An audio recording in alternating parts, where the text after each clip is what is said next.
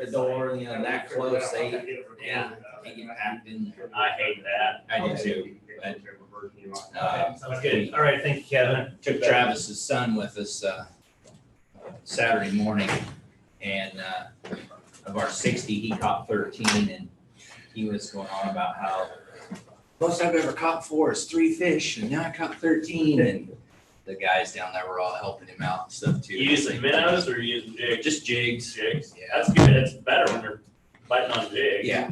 So, Not near as expensive as fishing, and quicker. yeah. So, and it was a good time.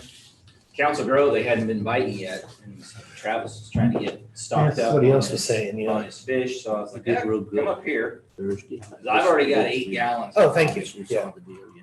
And, Yeah, it was better than the first time you left me by myself. because they're not Used to running it. the water Yeah, I get really it. hard.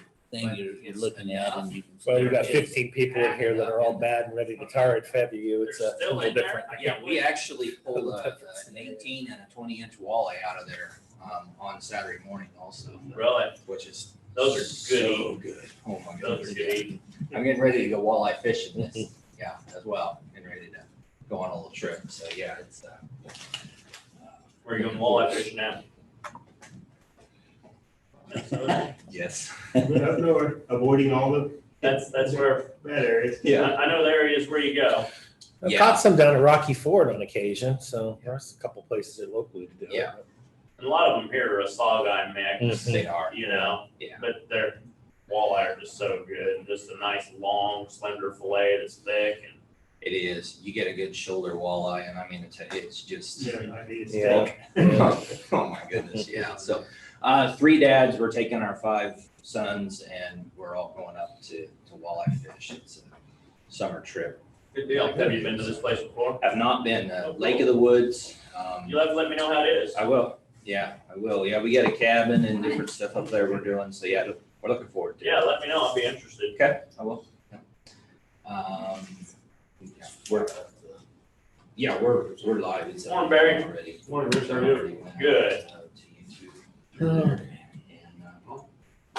just go sign in over here. Morning,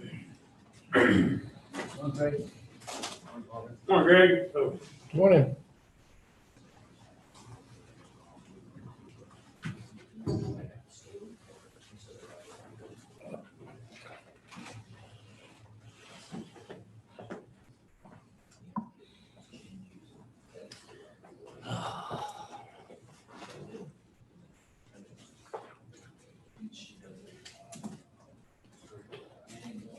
we're good. A good weekend?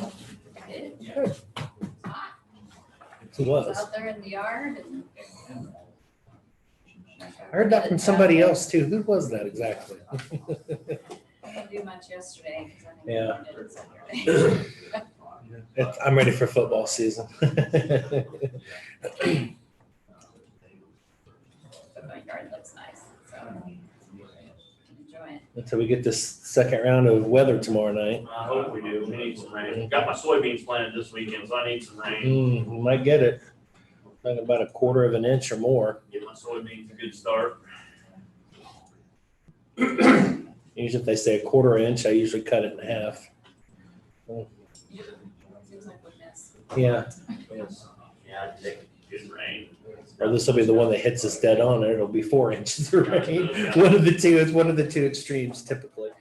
Yeah, our little water crossing, the water is right up even to it. It's just not quite touching from the two sides. There's like one lane that has water on it, so you can still drive through there. Don't gotta go the long way yet. I thought it was gonna be going down, but they haven't been letting down. It's just been holding right where it's at for a few days. Went back up in there this weekend and shot some gar with bows. That was fun. Got a really big one. I got one that's probably 3.5 foot long. A what? Gar. Oh, okay, that's what I thought you said. So what do you do with it after you catch it? Yeah, I can always tell when I actually eat them. You do? Mm-hmm. Yeah. Yeah. Morning. Well, they're a good meat? Actually, really good. If you cook them right, they are, yeah. It's amazing.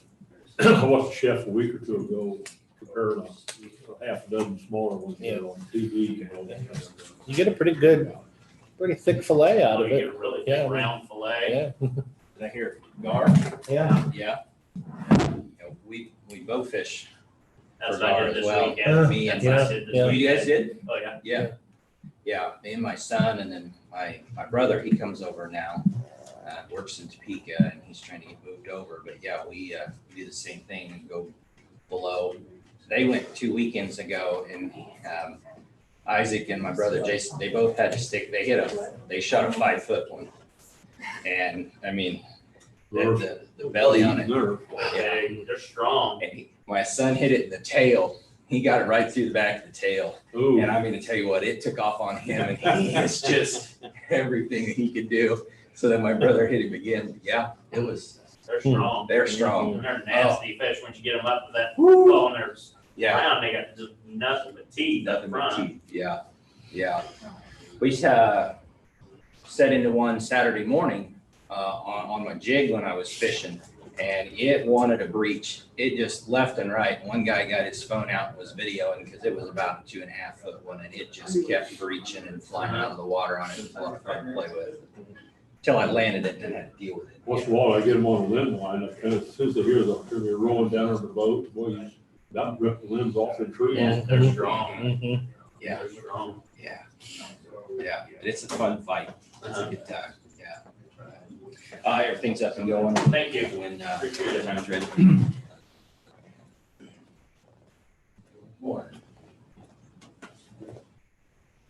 Close.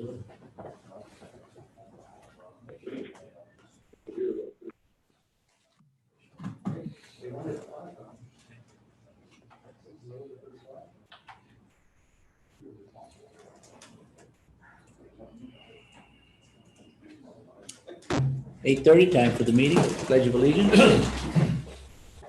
I pledge allegiance to the flag of the United States of America and to the republic for which it stands, one nation, under God, indivisible, with liberty and justice for all.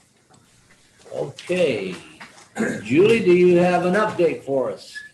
I do. Can you hear me? Yeah. Yes. All right. Good morning. Morning. Morning. So I have some numbers for you to start. As of Friday, Kansas had a total of 10,393 positives and 917 hospitalizations, 232 deaths overall. We have not received the updated numbers. That was as of Friday in Kansas.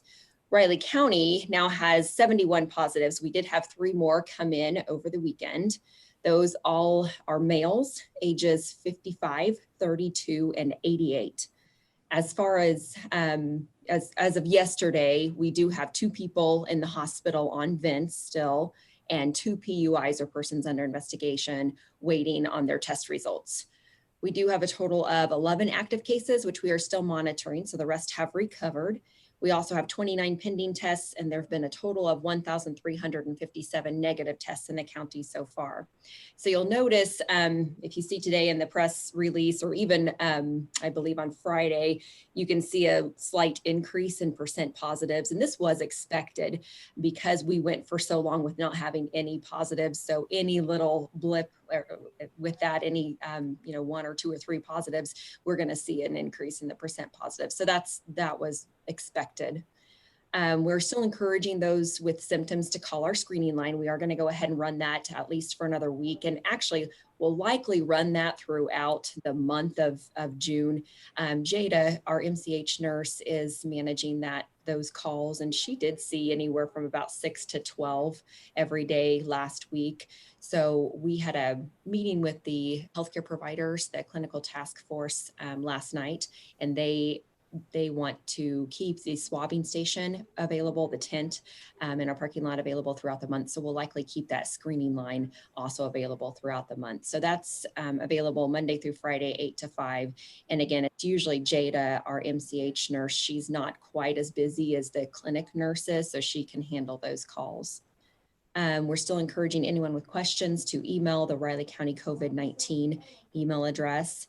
And business owners with questions about reopening or any guidelines can email the chamber at info@manhattan.org. Command staff is still meeting 3 times a week, Mondays, Wednesdays, and Fridays. The region EOC will have its last regular meeting today at 3, and then we'll move to just as needed. We are still updating information regularly and sending out releases 3 times a week. So you'll see Monday, Wednesday, and Friday from 12 to 1. We'll send a release out between those hours. And I'm still going on K-Man every morning at 7 for an update, and that will likely last through the month of June. I think that, well, as far as the order, so we've been in contact with Clancy about order number 11. We are planning on moving to phase 3, which will open up that mass gathering size to 100. So we'll increase that mass gathering size, and we'll also lift the restriction from restaurants and bars having to close at midnight. And that will go into effect on Wednesday, this Wednesday. Any questions? I don't have any. Okay. Thank you. Thank you, Julie. Thank you. Thank you, Julie. Okay, seeing nobody else on the line there. Here. Yes, ma'am. See, I have Mr. Wilkerson with me this morning. We have had a resignation of one of our assistant county attorneys, and that will be effective in June. So I'll be asked to submit that green sheet with our packet today.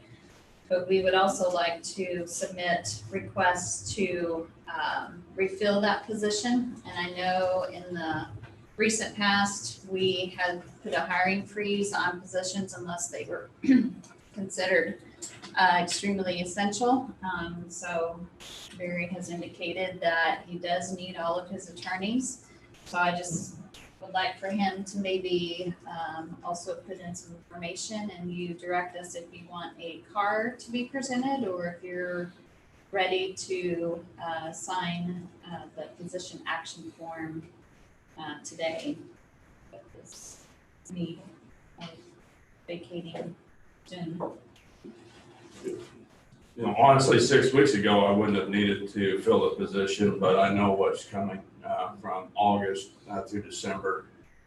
One, she was an experienced prosecutor, had been prosecuting for a number of years.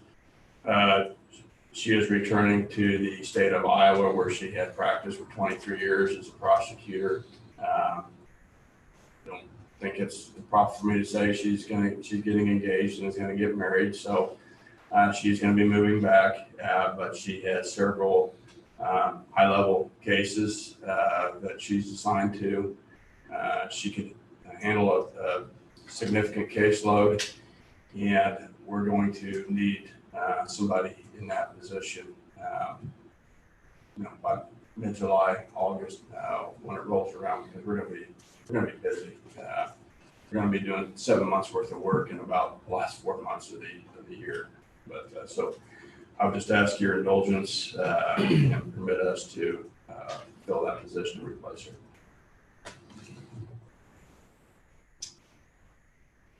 We need a motion on that, or I'm going to present the or goal. Just agree by consensus would be Okay. fine to Okay. move forward. I think they're just presenting this now due to the urgency of time and to get it on the business meeting for Okay. today. I think we have consensus. Yeah, it's a already budgeted position, so it's not a new position, and I could see you're gonna be Appreciate it. swamped towards the end of the year, so. Thank you. Yeah. Thank you, Barry. Okay, thanks, Barry.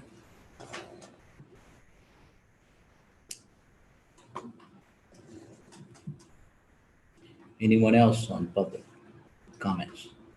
Okay. Then we'll move to commissioner comments. Commissioner Ford. Okay, yeah, good morning, everybody. Thursday afternoon, once again via Zoom, sat in on a meeting of the Manhattan Area Recovery Task Force. And we got an update from the first meeting of the second wave committee that we've kind of established between members. Just trying to kind of see where we're at, where we need to go, what we need to have in order to get to that point.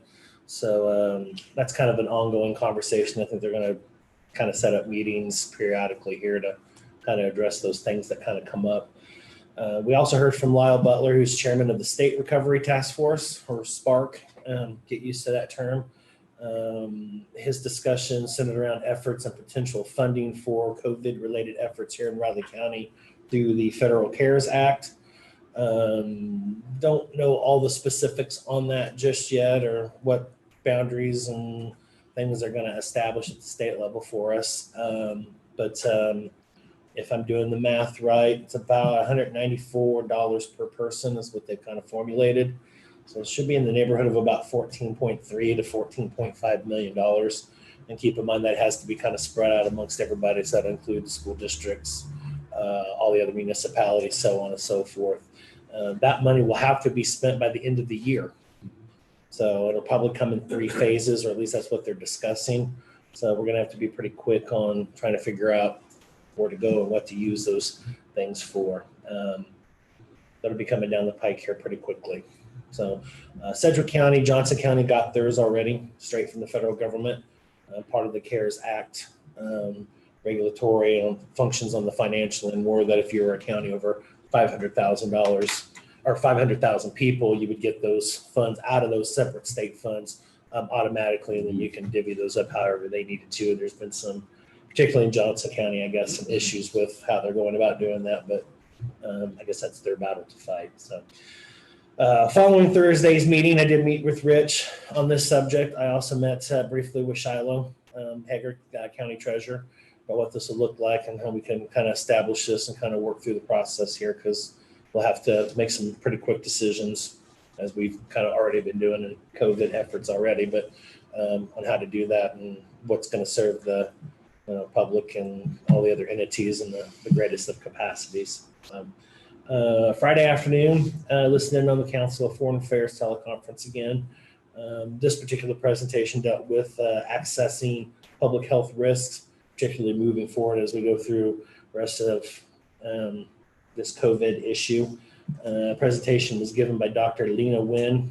She's a visiting professor of public health from George Washington University and was also the former health commissioner for the city of Baltimore, Maryland.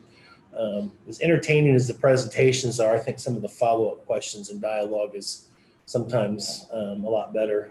We got more into discussion of how to kind of deal with the at-risk, or I guess you want to call it vulnerable population, in terms of not just COVID moving forward, but even just the regular flu and the other things that'll happen that'll kind of filter into it as we get back into the end of 2020 and beginning of 2021. So interesting dialogue and conversation.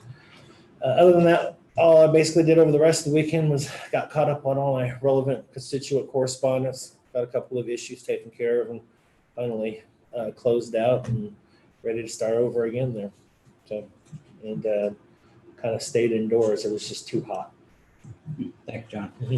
I had interesting weekend, last week. I missed last Thursday's meeting. I had to take Vicky in to the doctors in the hospital on Wednesday, and she had been suffering with a little bit of shortness of breath, and they went to look to see how she was doing, and they did an exploratory, and they found a valve that was bad in her heart, and so the procedure kind of tuckered her out. So I stayed around the house all weekend long and this kind of deal, and didn't get out to do anything, but I kept up with my emails and phone calls.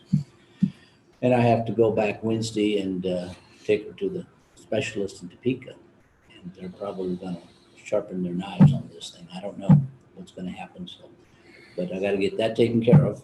And then I did meet with Director Butler on Friday for our regular monthly meeting of what's going to happen on the agenda and any of the other problems, and everything looks pretty good right now. And they're really, everything is, for them, is going along fine. So, and I hear nothing but good reports on the RCPD, so from different people. So anyway, that's with my time. Yeah, I say other than remodeling and burning up lots of gas mowing, I went out and viewed the Keats Bridge again, see how the progress is going and the condition of the shoe fly. Visit with one of the Keats members out there. reviewed paperwork and things on the, involving the firing range. And back to mowing again, another tank of gas, and then remodeling. So not appreciating the temperature at all. It's pretty much the extent of my time. Okay. Just might mention one thing. Might complain about the heat and humidity, but it might work in our favor towards the end of the year. I'm just throwing that out there. I thought that too until I looked at the Florida, Texas, and one other state that's having a big surge in that. So I thought, well, this may not be reacting the same to the heat as the rest of the viruses. So. Keep our fingers crossed. Yeah. No checking of the Fort Riley Bridge? No checking the Fort Riley Boulevard Bridge? No. No. I made 3 attempts at it. And after Wow. half an hour or so, and I took a detour, and then of course the detour, the sunset's closed, Yeah. and then so it's you have to think ahead when you're going to drive around Manhattan. So, but maybe today or tomorrow, this afternoon or tomorrow, I'll probably just go ahead and set the line until it's my turn to advance, and I want to see it when there's actually something going on there. So, Yeah. I don't think my drone will get there from my place, so I can check my drone, but. Okay, Ready for business? you got it. First time I need the motion to accept Sherry Peterson's resignation effective June 20th, 2020, and appoint Chris Hunter as Wildcat Township Clerk. Move to approve. I'll second. All in favor? Aye.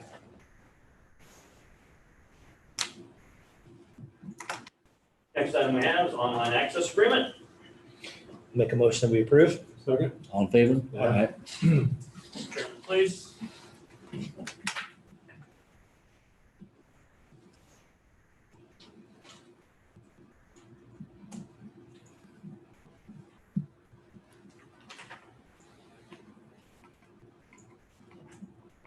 Well, I could have a little more water and I could hop my John's over. What's the thought? You do it, huh? I wouldn't be able to row all the way back home, or quite a few miles, even though it's not line of sight that far, but maybe I need to get a trolling motor.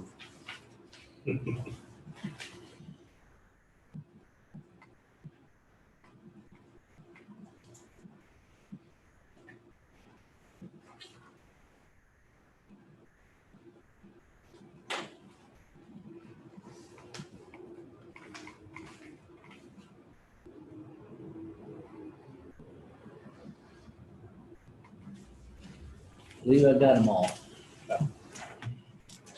Let you know if you didn't.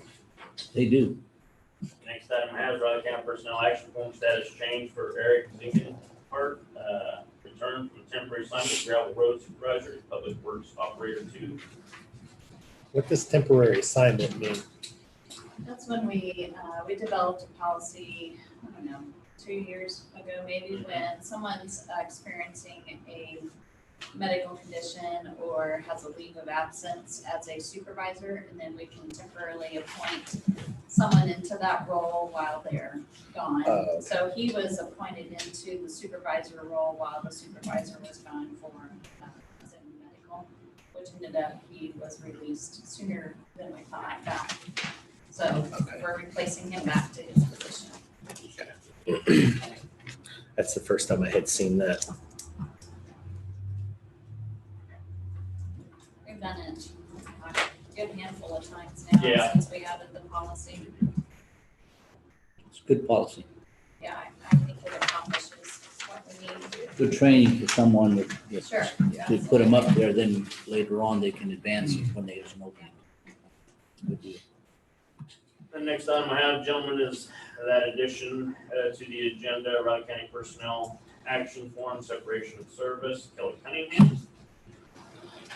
And I also have Raleigh County Position Action Form to rehire the Assistant County Attorney position vacated by Kelly. Is there any indication of how that's gonna go? They're gonna try to do that internally, or we're gonna have to put that out for application? Okay. Barry usually has a good rapport with the Kansas Attorneys Association. So Okay. usually does some outreach. Okay. Yeah.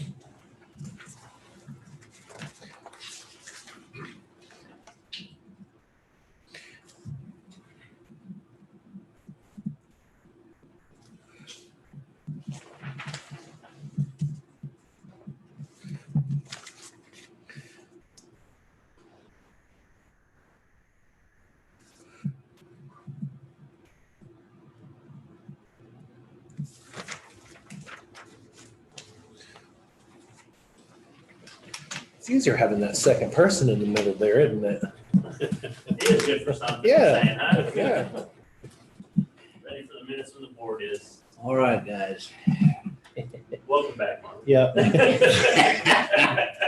Page 1. We'll be discussing your new board assignments here shortly. Yeah. Page 2.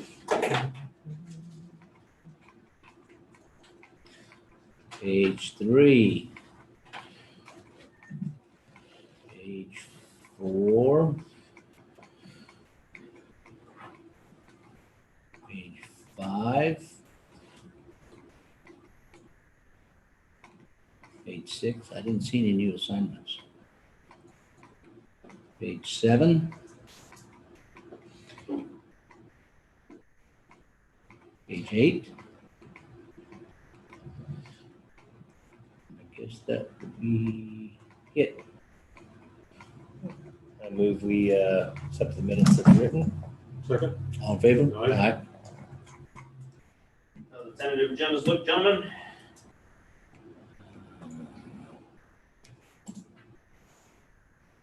Good. Any items for next week's press conference? Don't have any. Yes, thank you. Let me know. I'm up next at 9 o'clock.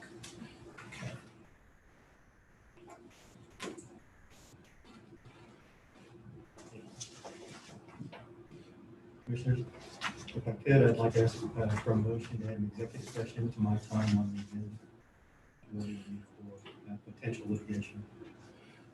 Move we add an executive session to Clancy Holman's administrative service time. Second? All in favor? Aye. Thank you.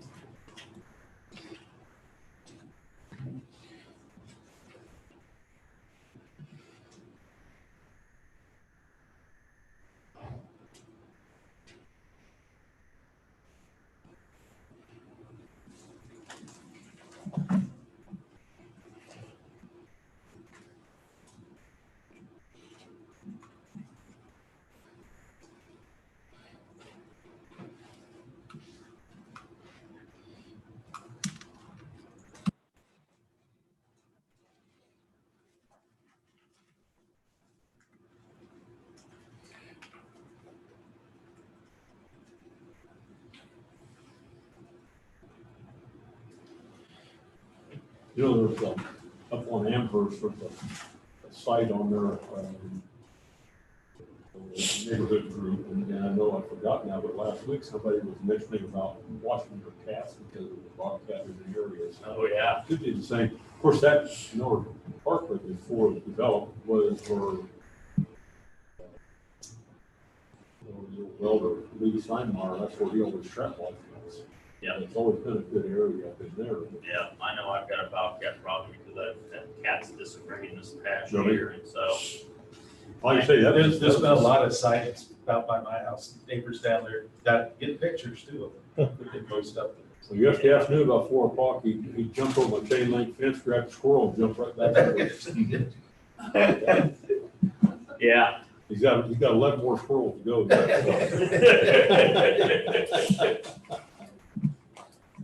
Yeah, I've got a lot. Good morning. How are you? Morning. Morning.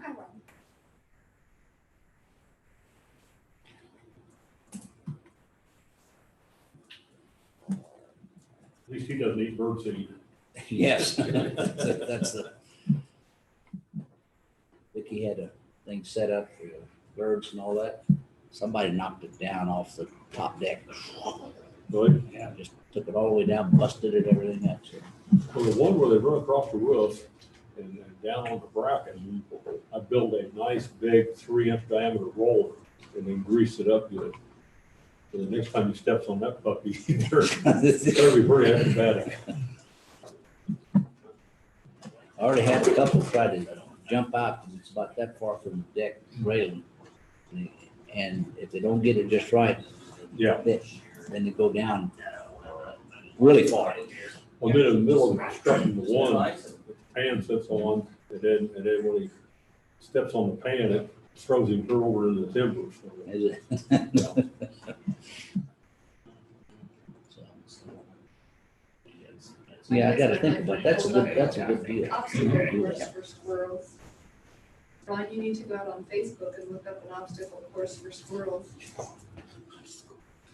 I've seen that. That's what, Yeah, I think it was like, it took them 5 or 6 days to master it. They said as long as it took, if they mastered it, they would let them go ahead and eat the bird seeds for that much work. The reward. took a long time for it to build that. Yeah, it was kind of neat watching what they did. Mm-hmm. They had a fake squirrel sitting up there with a walnut, and there was, as soon as they tried to get to her, they would fall right off, and they did that several times, and they finally figured out to jump over it. You should see that part of it. I've got squirrels driving me crazy. I don't know if I can do that. I don't know if I could do that or not, because she would not allow me to hurt the little squirrels, because they'd fall about 15 feet. I don't know that she would like the squirrels to fall 15 feet.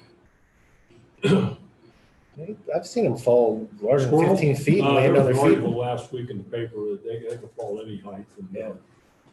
They're pretty Because they agile. usually have some of an ability to float. I mean, yeah, they didn't say that there was any height that would kill them.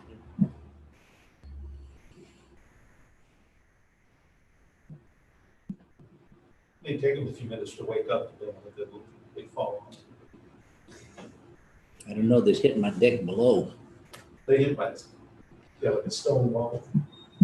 You just, a couple minutes later, he's gone. Think about that one there. I got an idea that might work. No risk. My knees were so thankful after the afternoon. I didn't quit crawling. Did you get it all installed? I tell you, when you're doing a 25 to 14 room with that bazillion cherry 3 inches at a time. And it's done? Yeah. Oh, man, it look good?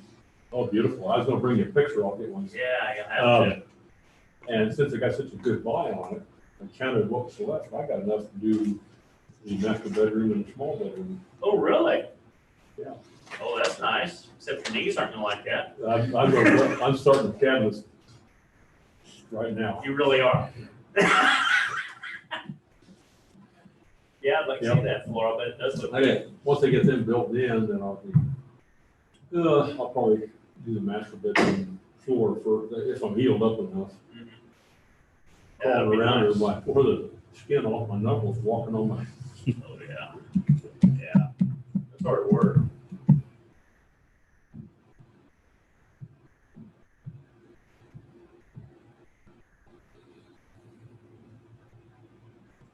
Just the word work scares me.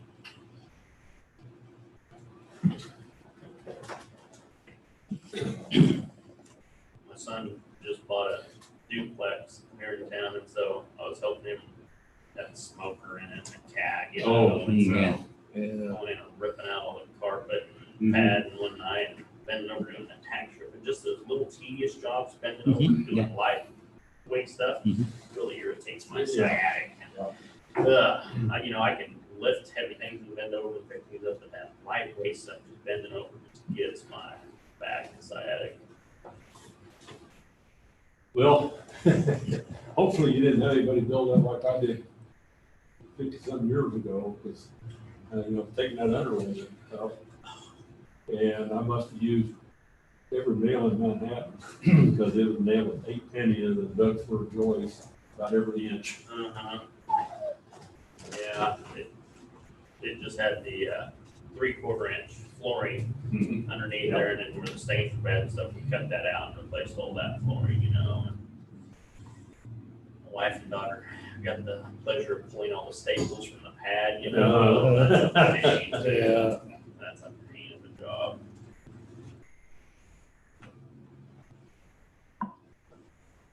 We did it on the 95-degree nights last week,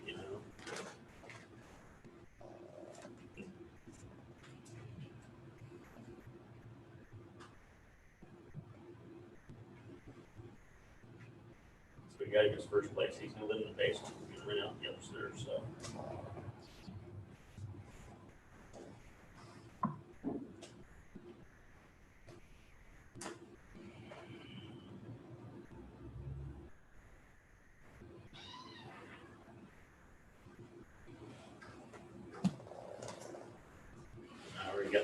to fix the drywall holes in the wall. Now, you probably know somebody can do that, don't you? Huh? You know somebody can do that. Yeah, I do. It's the problem is, so does he. So does he.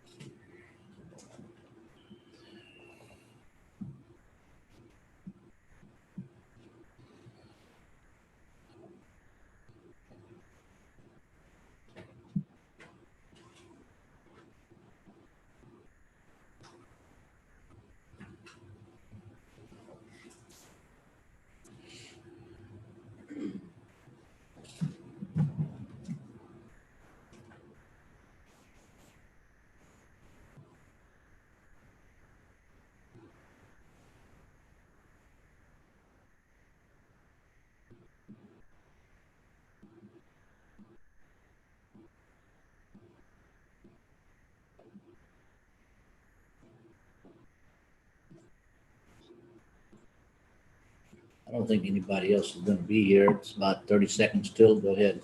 Sounds good. Good morning, gentlemen. Morning.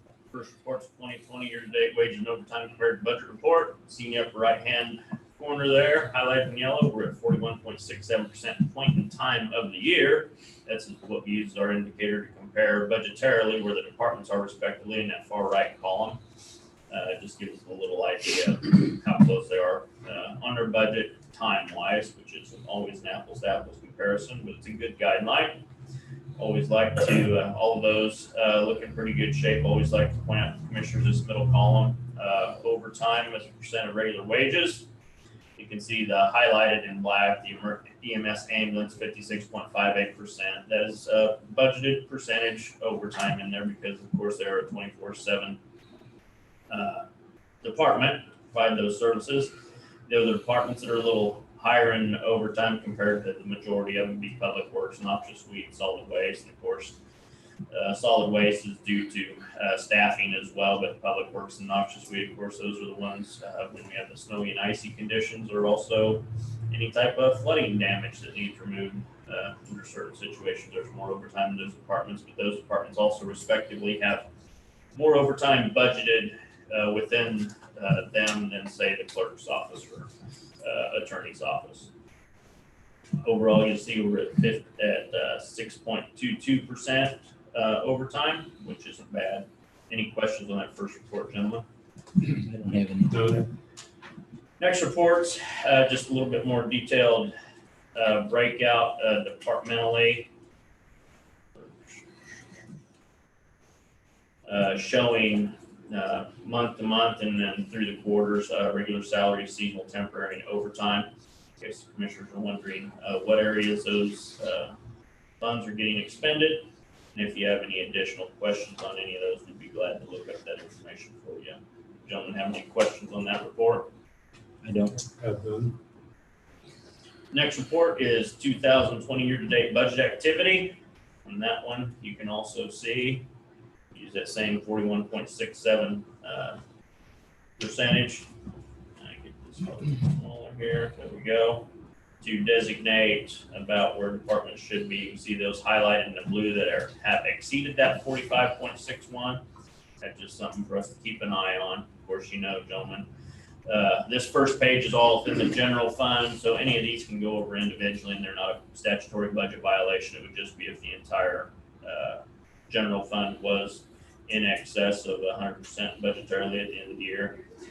All of those, juvenile detention, budget appropriations, insurance, and general fund transfer just due to the cyclical nature of when those payments are made. Budget appropriations, of course, go out at the beginning of the year, so it takes us a while to balance out, and then at the end of the year should.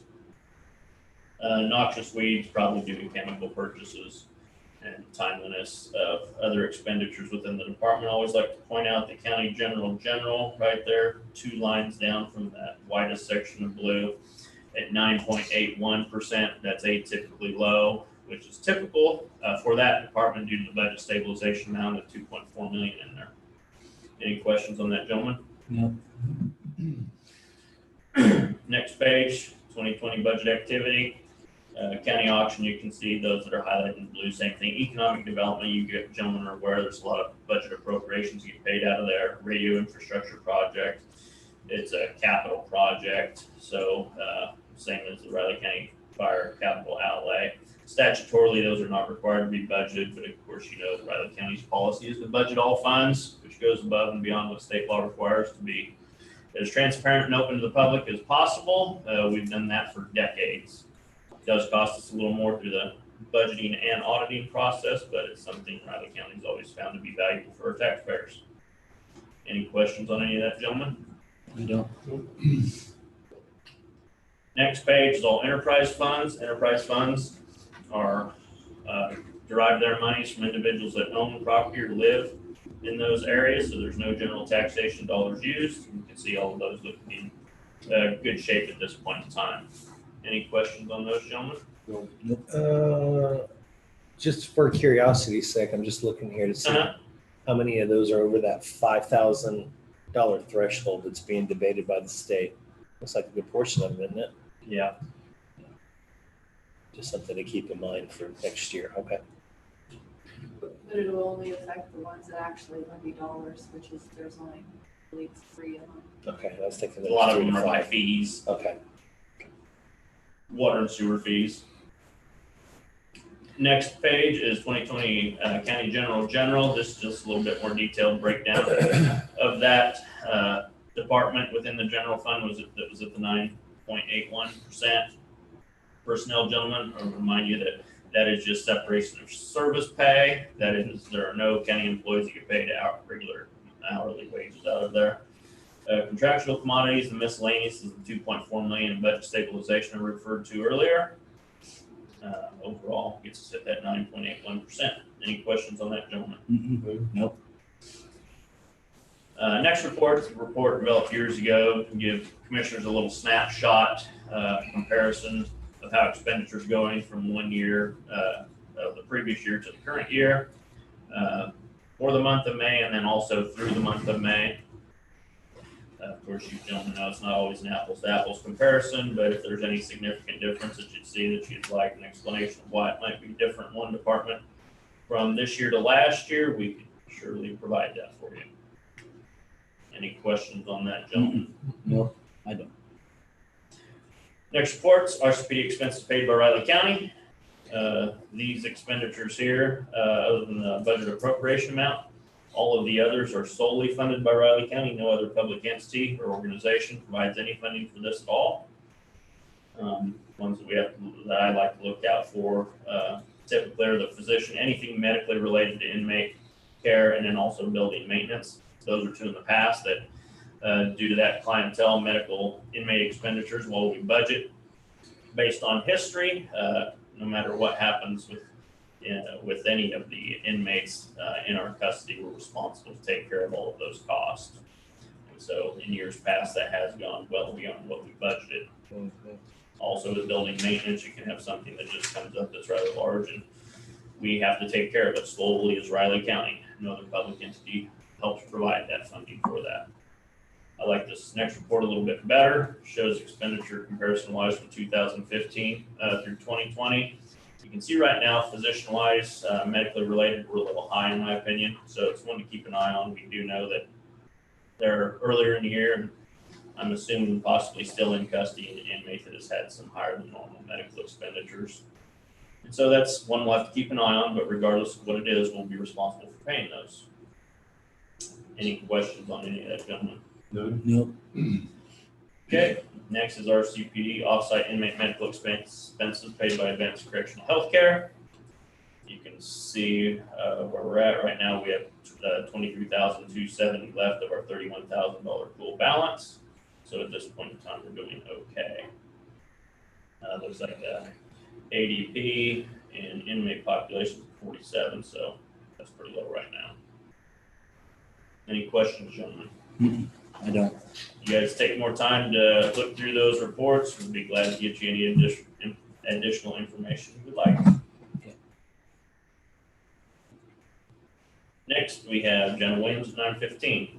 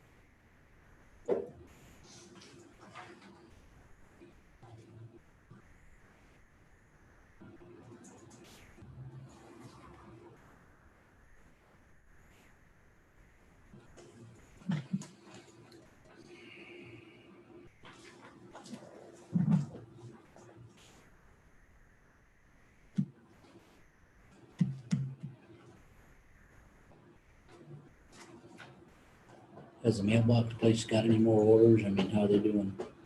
Yeah, we're, kind of depends on which end of it? department, but yeah, several of them are. Doing well. Mhm. Ours is kind of slow right now, but I have a feeling towards the end of the summer, maybe fall, it's gonna go from where we're at to boom. Boom. Okay, yeah, that's what I'm, Well, that'd be good. that's what I'm anticipating anyway. So I want to find out about tomorrow. It'll be easier for me to take an hour off and maybe do in focus by phone rather than taking the entire morning off and putting myself even further behind. Yeah. See how it works.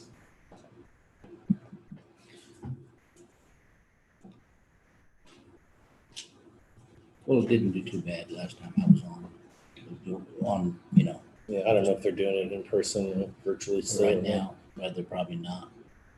Probably not doing it in person. I was going to ask Sam, but I think he's watching us from abroad. It's all right. Figure it out. I'm going to have Rich come on tomorrow and talk about elections. Mhm.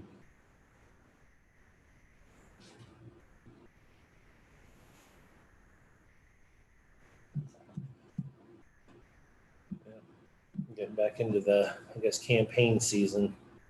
Seeing used to be one of the good things about streaming cable instead of cable is you weren't getting the ads anymore, and now they figured out you can stream ads now. So The thing is just think about how much more it's been delayed because of all this. I mean, it would have been nonstop for the last, year and a half, but we haven't had near the political campaign on the streets or through any media source, is what I've really noticed this year, and that's huge on a presidential election cycle. Yeah, really, this filing deadline came up pretty quick, it feels like. Yeah, it's definitely gonna be different. Yeah.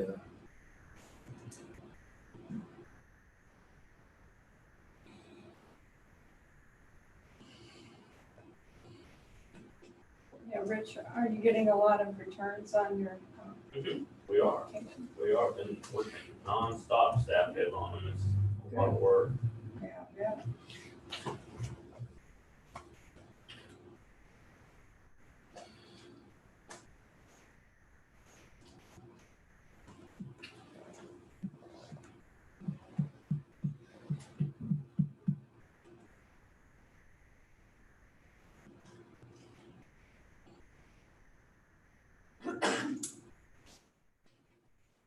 Jana coming in? She's Nice. behind I didn't see her. Right there. Hi, You can see Jana. her. You're hidden behind. Okay, thank you. Guess it's by the time you get up there, Jana.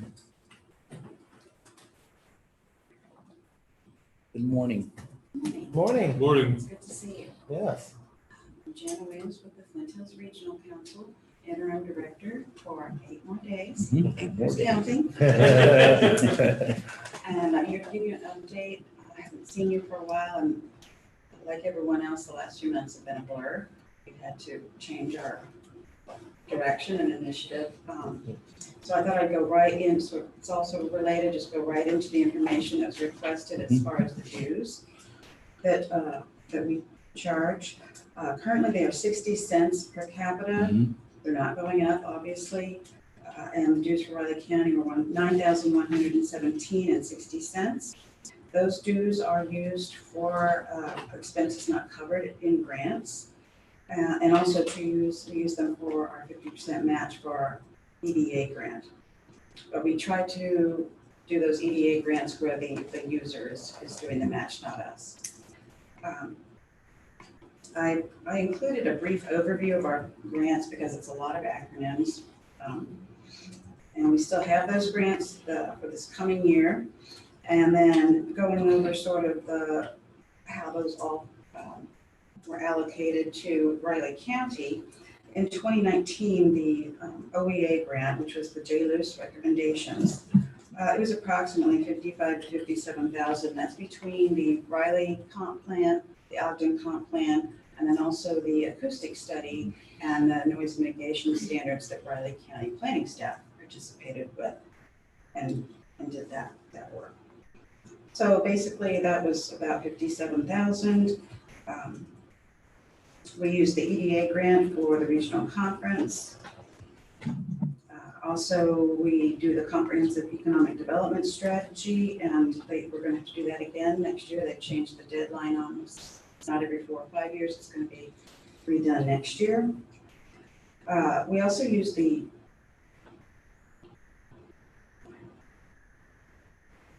talked about the OEA grant and where that went in 2019. In 2020, we're proposing doing that military installation resilience study, which will benefit Raleigh County and the communities surrounding Fort Riley.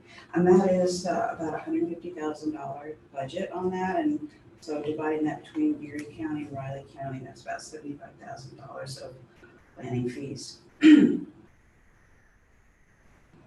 Also, the EPA grant continues on, and with the 5 sites that were nominated for Raleigh County, $120,000 is the approximate amount allocated to Raleigh County between the phase 1 and 2 assessments. And then if they go ahead and do an area plan, that's about $50,000 more in planning services that we hope to get you, and that's all for free, no match.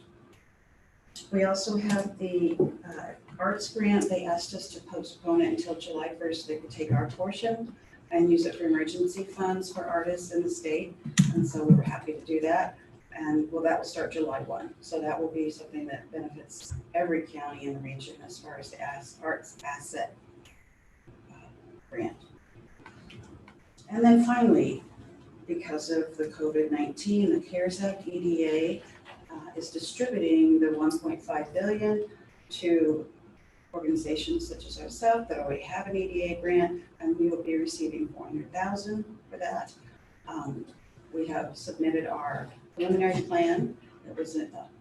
It's a non-competition grant and invitation, so we assume we will get that, and that part of that will be used for staff, since we obviously need staff. And so they pretty much told us 4 areas they want us to do, and one is a COVID coordinator, also any software or technology, which we will use some economic modeling software, and also we're going to hire a grant specialist, which is something we've needed for a long time. I'm so excited about that. And also we're going to a portion of the money we will use for contract grant writers so that we can offer to all of our members, and actually anyone in the Economic Development District, grant writers for free. That'd be great. And we are doing that. So we're going to have a person, a grant specialist, full-time for 2 years. This money will fund a person, staff members for 2 years, and also additional money for contract grant writers, because we know there's going to be a big demand. There's been a big demand in the last 2 months. Small cities would love that because they don't have grant writers. Right. And then our other EDA grant, which is the $70,000 plus the 50 match, we're going to rewrite that because that budget is pretty much obsolete now. And so, for example, Potawatomi County WTC in Migo wants to help their schools and hospitals, and so they will hire a grant writer and only pay for half of it, so they can do twice as much work. So that's one of the ways we're going to use that. So.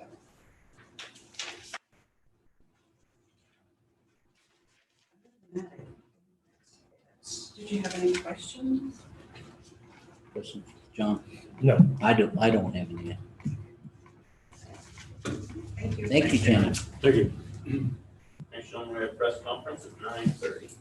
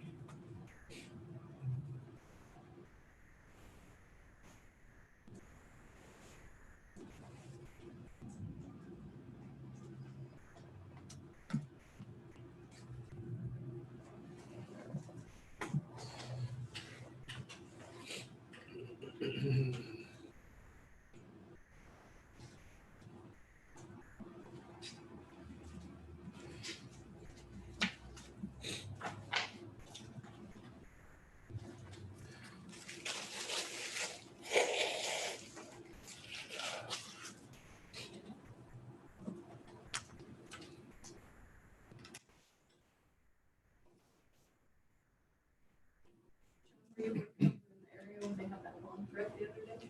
Yes. Yeah. About, 4 years ago, we had an actual bomb threat on facility.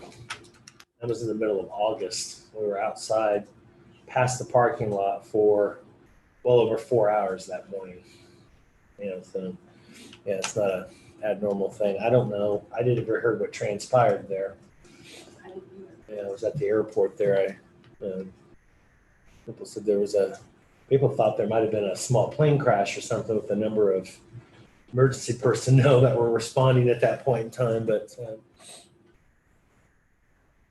they brought out the bomb sniffing dogs and the whole 9 yards.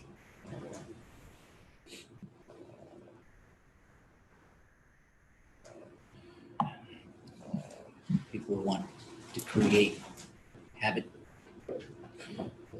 Speaking of, I guess, they're at the telephone little from anywhere. reptile store up there on Fort Riley and 17th up there. They had two kind of outdoor, I don't know what you want to call them, habitat things. They had 2 alligators and somebody came in and took the alligators. Did they get them back? I haven't heard. I I don't heard they think had. so, but Sound like they're 5-footers too. yes, they weren't small. I heard alligators, I thought, well, alligator, 5-footer. Um, You gotta know what you're doing to tackle one of those. Yeah. They've had those in and out of there. Of course, they can't keep them outside during the winter, but they've had them for about 3 years or something, I think. Well, they haven't found one in Wildcat for probably 30, 40 years. They used to sell them down at the Woolworths, the Caymans, and college students would buy those and then. But they don't. Yeah, they don't get very big. Well, no, because they die for, Yeah. Yeah, it depends on how much you feed them. Yeah, that's true. They're just basically an alligator, just Yeah. a different species. But 5-foot alligator doesn't need to get much bigger.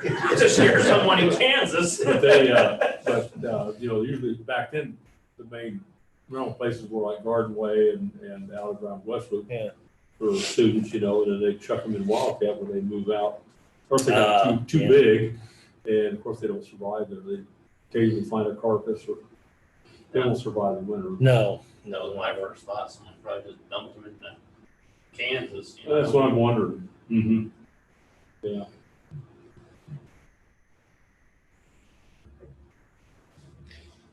Surprised on the end of your trout line. I don't know, we get a little turtle now and then, and we'll work with little kids, but I just had no desire for something with that many teeth. Have you eaten gator? Yes, I have. It's not bad. It's really good, actually, if you get, We they picked say some up. the tail part's good, but that's exactly what they say gar is a lot like. Yeah, it is. Gator Yeah, bite, it it's really very is. similar because it's not the same texture. No. So it's That's very right. good. At the big alligator farm in Colorado where we picked up they process them when they're about this big. That's a premium for the leather and stuff. And I know 10, 15 years ago, I saw on TV about the big alligator farm in Colorado. So I jumped the truck, grabbed my wife, and took off, went out. A pair of brothers, the buildings, everything's all heated by thermal water coming out of the ground. And they had some big ones out there, 12, 14 foot, a lot of those. But they were down in Florida, and there's a tilapia processing place. And they couldn't figure out what to do with all the waste. So they were down in Florida. They saw how they handled it down there. So they bought alligators and started them. It's just kind of southwest of the Great Sand Dunes. Mhm. And the heck of a facility, but then we bought some meat there. Yeah. I was down in Dothan, Alabama, which is way down in the southeast corner of Alabama, just 30 minutes from the Florida border there. And they had a seafood place there, and we were able to order actual alligator steak. That's right. I tried it when we were in Florida on a family vacation. Yeah, they urge you to eat it with this southern picante type of sauce. Mm-hmm. And That's really good, I thought. it was pretty good. Yeah, it really was. You think it would kind of taste fishy, but it kind of may taste a little bit like frog leg kind of texture. It's more that texture. too. Yeah, yeah. So.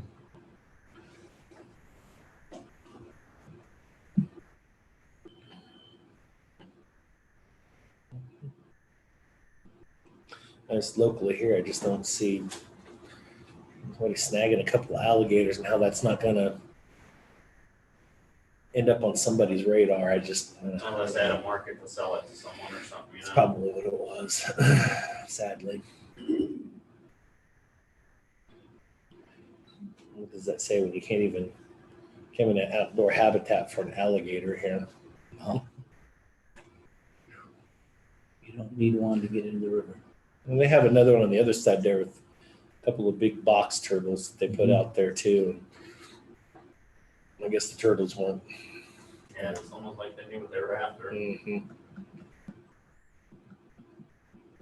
I don't know if you had the animals insured or not. I don't even know if they sell alligators. They probably do. And insurance company will probably insure anything if you need it, I guess. But you know. Oh, yeah.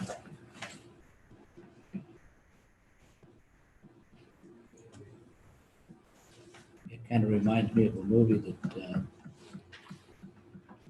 what's her name? Betty White was in, and big old giant alligators and crocodiles were in a big lake. And they finally got all of the big alligators out and all that kind of stuff, crocodiles.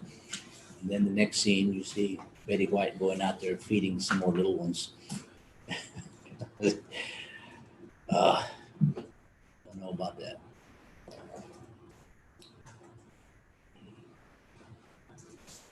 Well, it's almost time, Greg, and you may start. Good morning, No, Commissioner. we can't start it until 9:30, right? Exactly? If it's press Well, I conference. should, just in case you have people All wanting right, to press attend our conference. publicized Press conference. time. You can speak slow when you get. Yeah. Craig, speak slow. Okay, now start. Good morning, Good morning. Commissioner. I'm here this morning just to give you an update on the 2020 tax foreclosure case. The tax auction will be held Friday, June 26th at 10 a.m. The auction will be at a new location this year.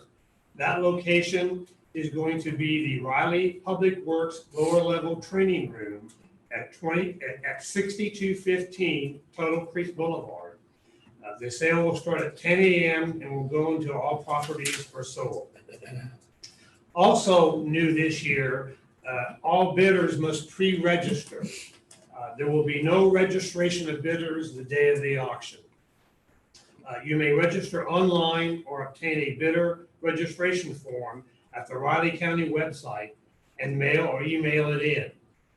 To find the location for the forms, go to Rowdycountycast.gov, click on Government, then click on Departments, choose the Administrative Services and Counselor Department, then click on the Sale of Real Estate in Raleigh County link, and then the Registration link. If you have any questions or trouble registering online or finding that form to email in, call the County Counselor's Office at 785-565-6844. The registration deadline for bidders is June 19th. That's the week before the auction.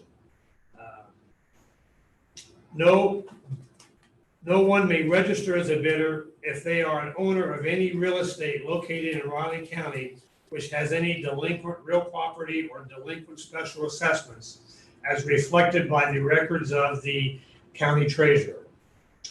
We started off with 89 properties in October of 2019. Due to redemptions, the total number of properties is currently 19, and 4 of those 19 have structures on them. The current owners may redeem their property up until 5 p.m. on June 25th. That's the day before the auction. A list of properties included in the notice of sale, that the last publication was in yesterday's Sunday paper.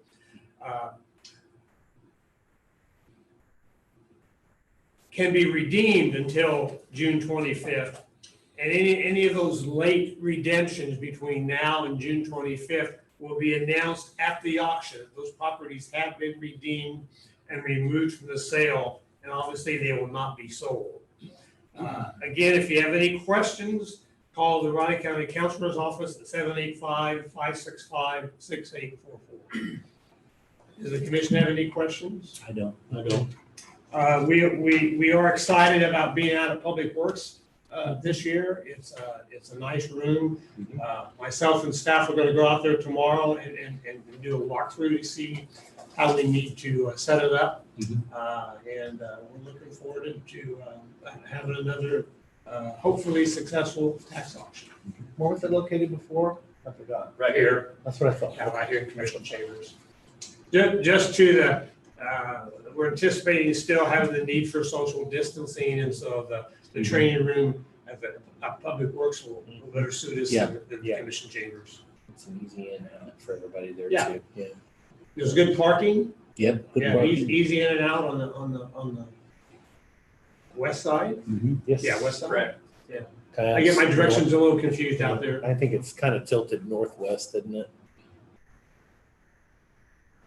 Yeah. Okay. Thank you. Great. Thank you.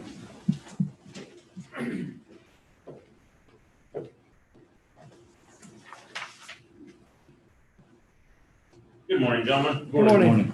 Want to remind everyone that we did mail out the advance by mail applications May 28th. Encourage anyone that is a registered voter that believes they should have received one and have not to contact the Raleigh County Clerk's Office at 785-537-6300. We're starting to get a lot of those applications back, receiving them. Of course, when you go through a new process like this, people have all kinds of opinions on it. Advance by mail, but advance by mail in Kansas has been legal in one form or another for a couple decades. So this is nothing new. And so advance by mail has been going on for a long time in the state of Kansas. We do get, of course, it raises questions to people, many times, a lot of times when their child has moved away to college or moved out of state, and they said, will my child receive this advance by mail application out of state, and they've changed their voter registration to the other state, could they potentially vote 2 ballots?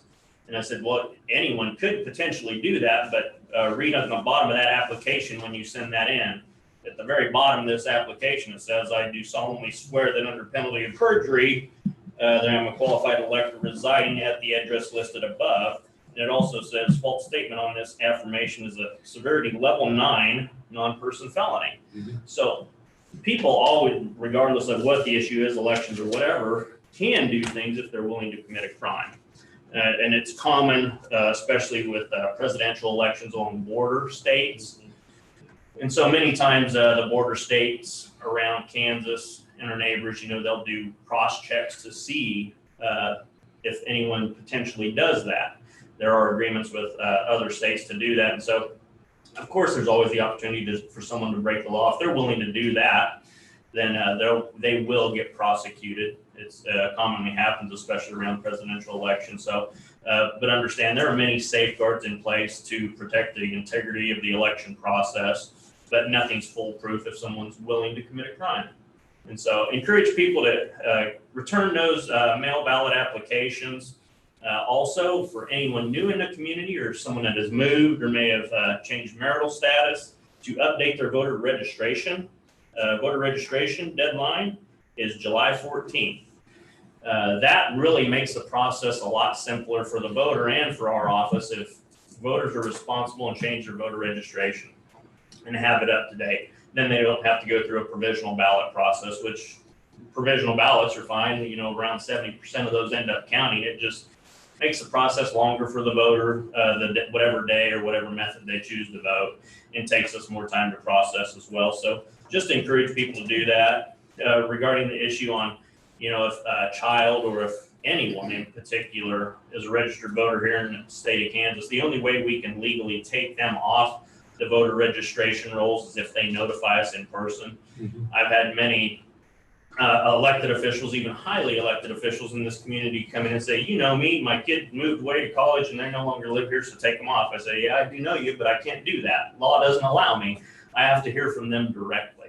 So they can send us an email or a letter. But the problem is that's why there are more people on the voter registration rolls than actually live here, because that is the last thing on someone's mind when they're moving locations, to contact the county clerk and let them know they're moving and no longer are are a registered voter there. So encourage people, if they know of someone, a child that has done that, to have them contact their office, and it helps keep our voter registration records clean.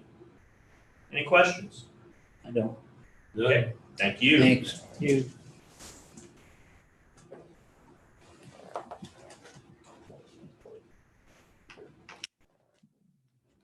Okay, I guess 10 o'clock. Is that Sebastian? Will he be here?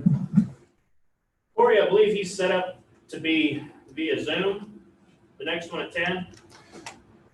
Brett, Sebastian? I don't, You don't know? I don't know. Okay, If I know how to get a hold of him, I can share that information. yeah, well, we'll see. Yeah, the one at 10 o'clock. Was he gonna attend via Zoom or? Okay, does he have the information? Okay, yeah, he does. Okay, thank you. Thank you. Bye. Yep, he has the information. Okay. Yeah, I didn't. Thanks. know. Share it on, so.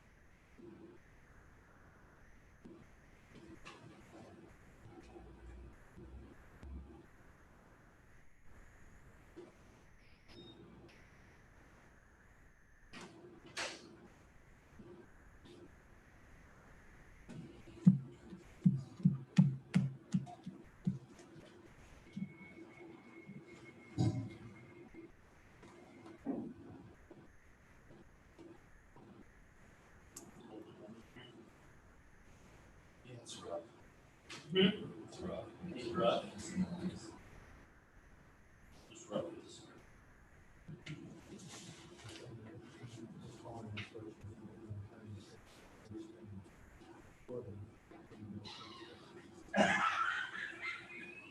What? I wouldn't be surprised. I wouldn't be surprised. I told him I think the AC is probably the person probably.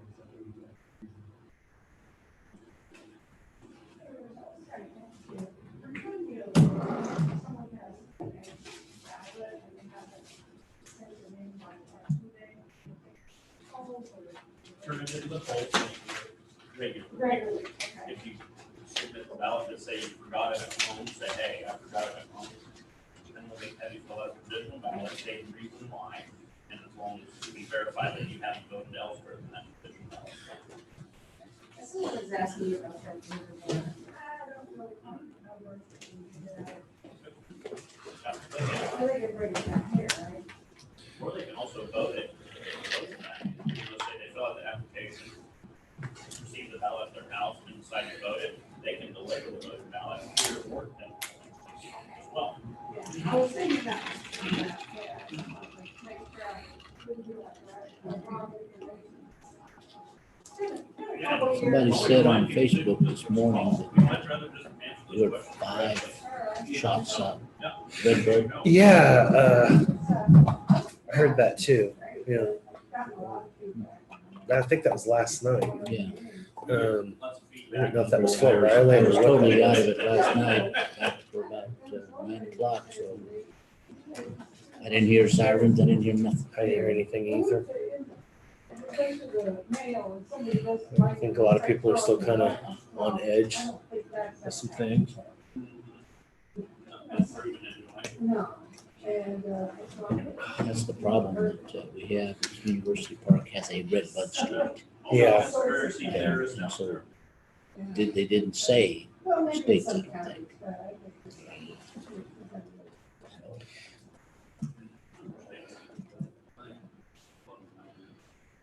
University Park has a street, and so it could have been there, it could have been,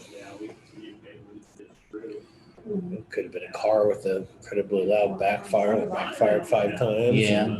It could be a couple of different firecrackers. Yeah.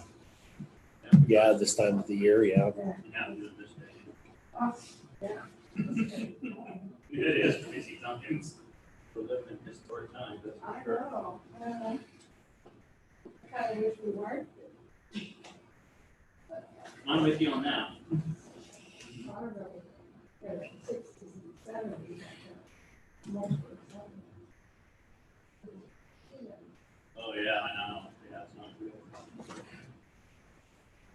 Hopefully we'll get through it. Oh, yeah. It's good.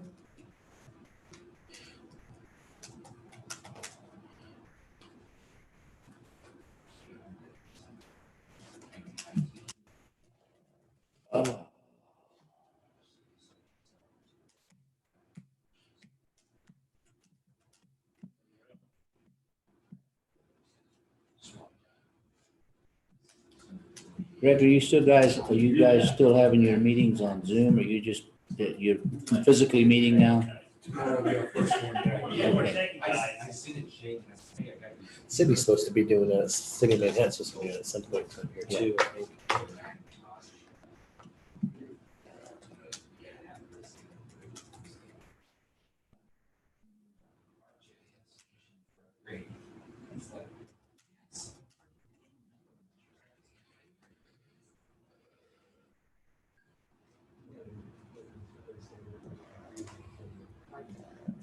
I know you guys would be glad to get back into the building. You can get a lot more done if you're there physically. Yeah, it's hard to do. The meetings are a lot shorter on Zoom. Yeah, they are.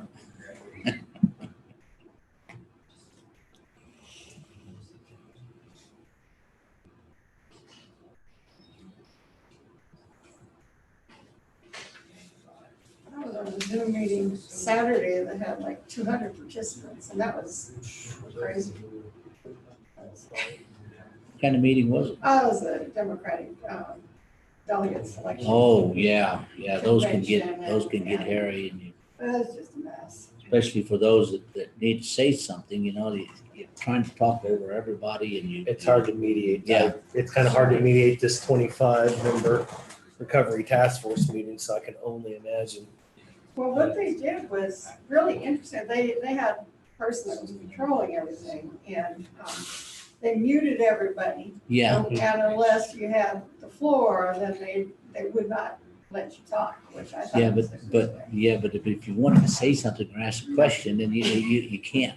Well, you have a tab over there where you can hit raise your hand, and that lets you know that you want to speak, but how they put everybody in order. That's if Yeah.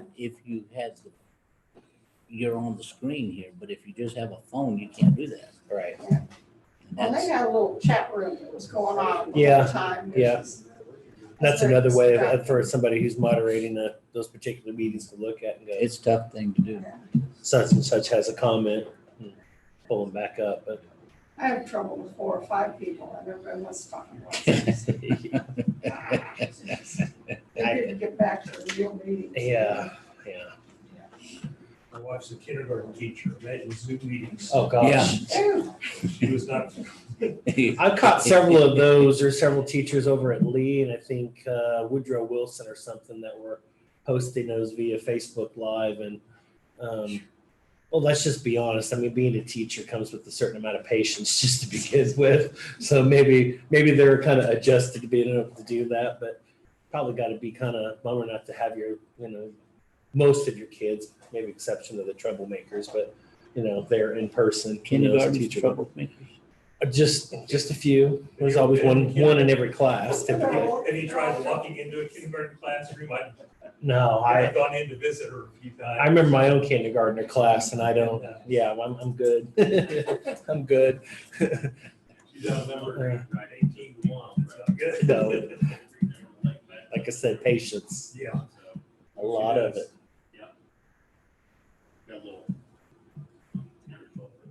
They're probably a little easier sometimes than the teenagers. Rich's one teaches middle school. Yeah. That Can't would be imagine that. tough. That would be tough, I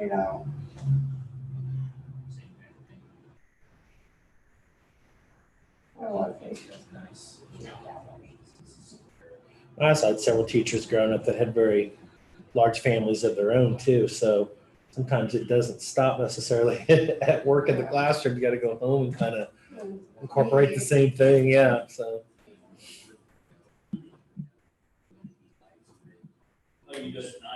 And just imagine how strict this 6-foot distance and Zoom and all that would be to go into the family deal and to have a good husband and wife argument. Somebody just pushed the button, I don't talk to you no more.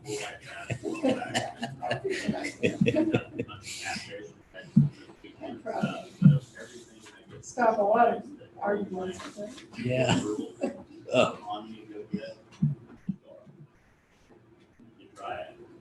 I have. If you know how to fish and make dry, it is. I have no idea.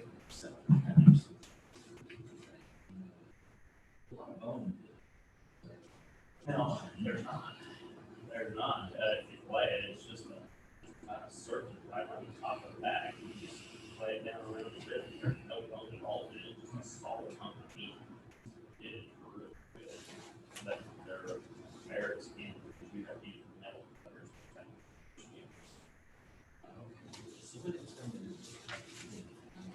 That's just having skin. You use metal cutters that go straight down the spine. They're way different skin than a fish. And their skin is so big and so rigid that they'll cut you.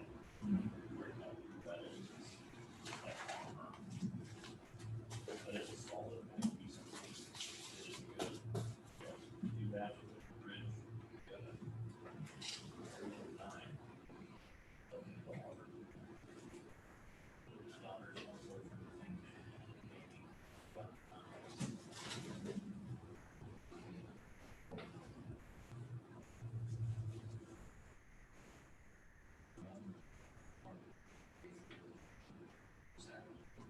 Yeah, there were a bunch of carved out weeds. They started small before they were active.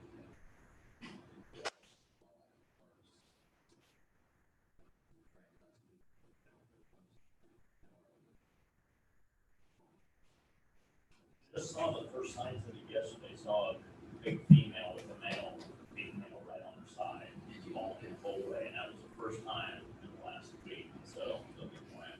Sometime, right, 3 or 4 years, I'm walking on the creek. My wife and daughter kayaking, so I decided to walk in the creek. Back up in there, even farther than it is now. And there were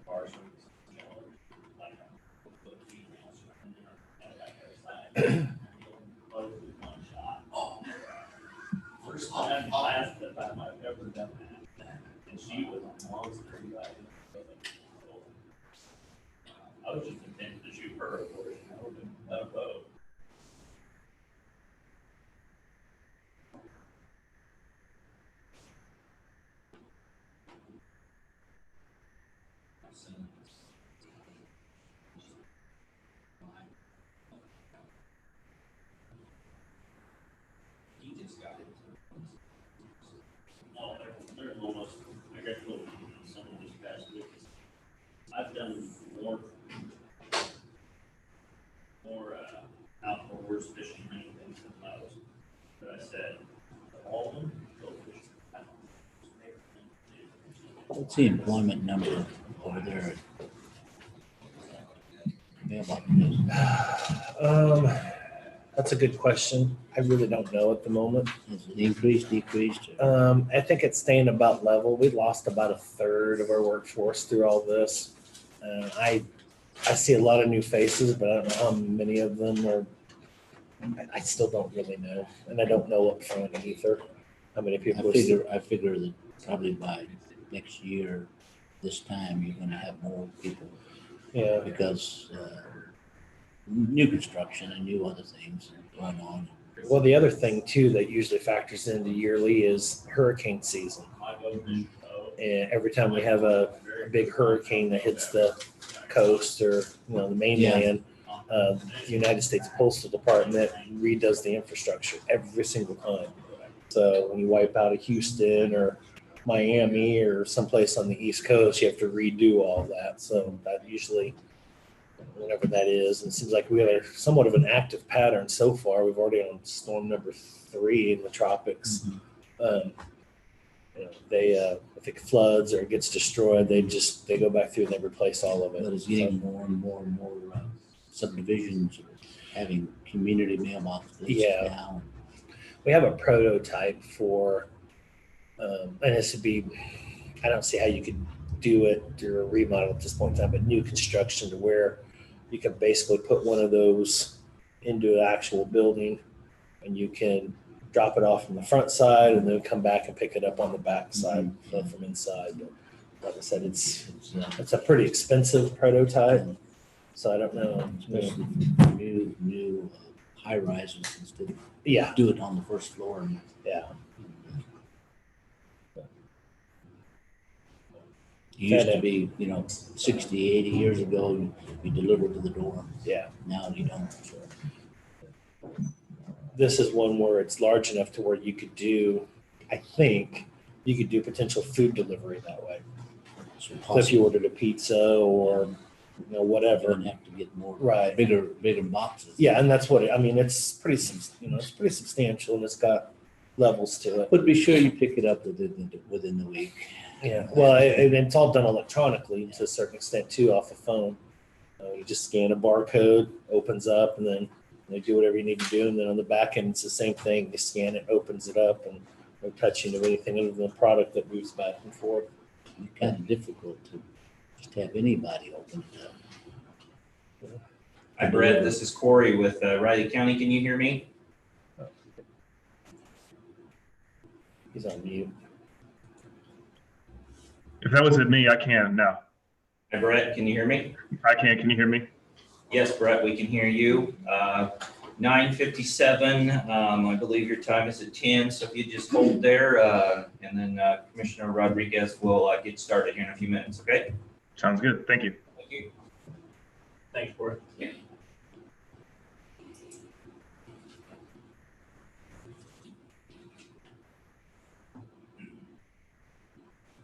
We have all the necessary paperwork for this, Yeah. right, Rich? Oh, yeah. Okay. It's on your deal. I mean, Oh, yeah. he already sent an original copy to me.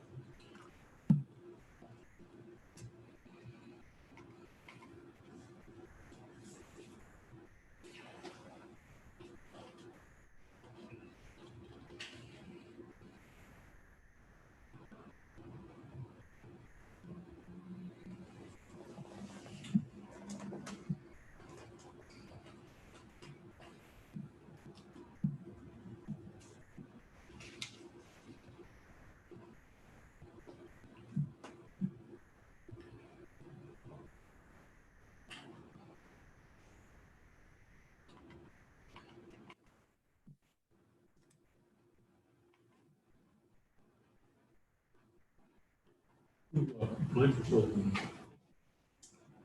Ralph and Aaron. Aaron Weller, neighbors there, where we get our beef from. I'm actually thinking about purchasing a dehydrator. They're popular. Yeah, trying to make a substantial amount of beef jerky. Yeah, jerky's good. I like jerky. Instead of paying $12 for 4 pieces of jerky. That stuff expensive? Yes. It's just dehydrated meat. It's crazy. Hi, Cheryl. Morning, Cheryl. I'm trying to figure out a way to cheaply mass produce some of it at home.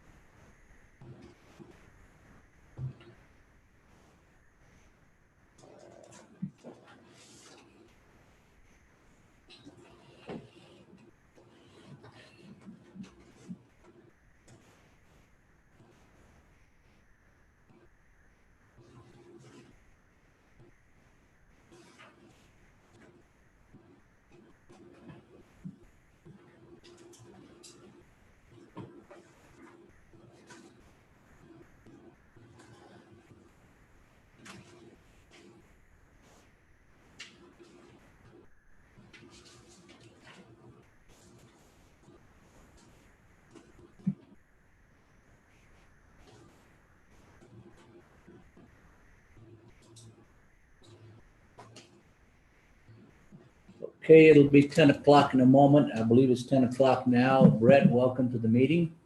And if you could take about a minute or two to let us know what you're wanting to do with this. And I think it's a good thing, but I feel that you probably need to say a word or two. Definitely. Well, I definitely appreciate y'all having me this morning. Appreciate the work that y'all been doing, especially over the past few weeks, just with everything that's been going on, certainly with the pandemic and everything else.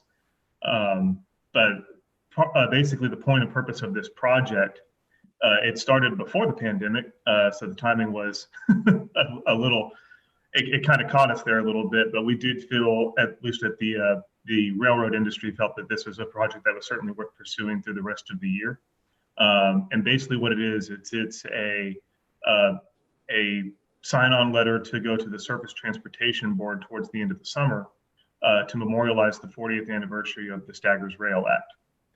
Just for a little bit of background, the Staggers Rail Act was a pretty significant piece of reform legislation that passed in 1980, allowing the freight railroads to basically compete without pretty onerous amounts of federal regulation that had been placed on them for almost 100 years by that point.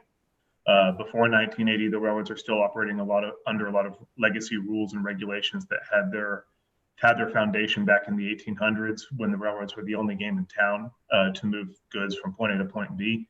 That included federal rate setting apparatuses, the inability for the railroads to sell off unprofitable lines without highly specific federal approvals, and a variety of other regulations. Basically what that kind of put the industry in is, after World War II, the freight rail industry found itself in competition with the automobile industry, with the trucking industry, aviation. States managed to pave much deeper into their territories by that point. So the railroads were caught really flat-footed because they were operating in a new world with their hands tied behind their back.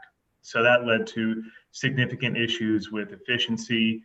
Passenger rail evaporated about the 1960s, and it also created a frankly unsafe system, because as an infrastructure system, if the freight railroads are not making enough, they call it adequate revenue, then they cannot reinvest back into their lines, and that leads to deferred maintenance issues, lack of investment for new switch yards, other facilities, that type of issue. So in 1980, the Staggers Rail Act passed, which undid a lot of those legacy rules and regulations, allowed the railroads to enter into fair market negotiations with the individual shippers on their lines, sell off those unprofitable routes, and basically just reform the industry. The turnaround was pretty significant and pretty quick. I believe the numbers that I've seen is in 1980, the railroads are putting about $350 million back into the system nationwide in terms of maintenance and investment. By 1985, remember that was in the middle of the early 80s recession, by 1985, that number was $3.5 billion. So it inspired a lot of investor confidence in the railroads, inspired a lot of consumer confidence, and the maintenance and investment issues really began to turn around very quickly after that. So over the last 40 years, the system has stabilized very significantly. The accident rate is down 80%. Efficiency is doubled. Rates are actually down compared to where they were in 1980. And far and away, America's freight rail system is considered the best in the world. We like to say that most other countries have a passenger system with a little bit of freight, but here in the United States, we have a freight rail system with a little bit of passenger. So basically, the point and purpose of this project is to gather stakeholders like yourselves, chambers of commerce, other elected officials around the country, suppliers, some of the short line railroads, anyone that has a little bit of stake in a healthy rail system, and having them sign on to this letter and then sending it to the Surface Transportation Board, which is the current federal regulator for the railroads, and just remind them that this piece of legislation has been a real success story, not just for the nation's infrastructure, but also for our economic development and investment, for safety, certainly for local investment in communities across the country. And basically, if it's not broke, then there's no need to fix it. So that's kind of the point and purpose behind that. That's a little bit of the history of why stackers is important. I'll go ahead and pause there, see if y'all have any questions. I'm happy to answer and let y'all go from there. Ron, do you have any? None? Okay. John? No, pretty straightforward. Well, Brett, I've ridden on trains early in the late 40s. Was great, and ridden back in the 60s. Went clear to Washington on a K-State drill team. We went by train, so but we also had a couple of derailed trains early coming back in about 1950. When Father came back from Japan, we were all coming back, and 2 days, 2 derailments. How's that? And but it was great. No one got hurt. This kind of deal. And I still have fond memories of the train, and I think it's great for our agricultural economics and national defense, and so there's just many great things. And I'll take.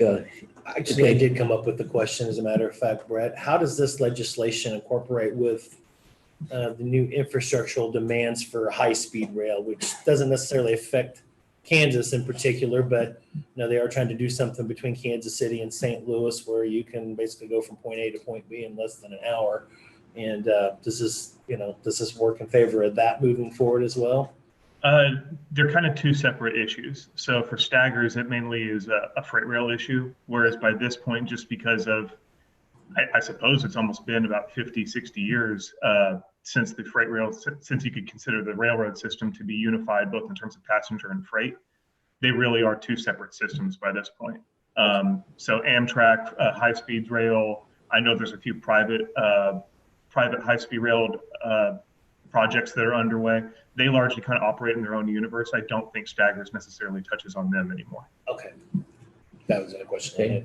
Anyway, I've had fond memories of trains, so I appreciate everything the train does for our economics, agricultural, and defense. So I'd ask for a motion. Move to approve Go Rail to include Raleigh County on the joint letter to Congress and the STB. I'll second that motion. All in favor? Aye. Thank you, Brett. Thank you, Brett. Thank you, Brett. Thank you, gentlemen. I appreciate it. And I'll get electronic signature. I'll message Cindy. That way we have the confirmation, and I'll let you know if we need anything else. But I appreciate y'all joining in on this effort. Thank you, sir. Keep up the good work. All right. Y'all as well. Thank you. Have a good rest of the day. Yeah.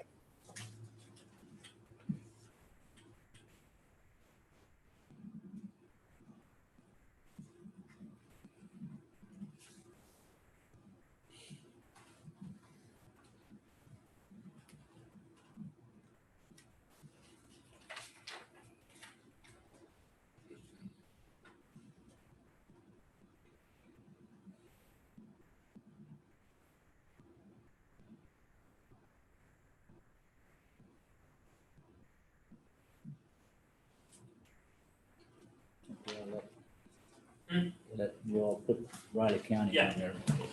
Thank you. Next, gentlemen, we have Cheryl at 1010. Okay.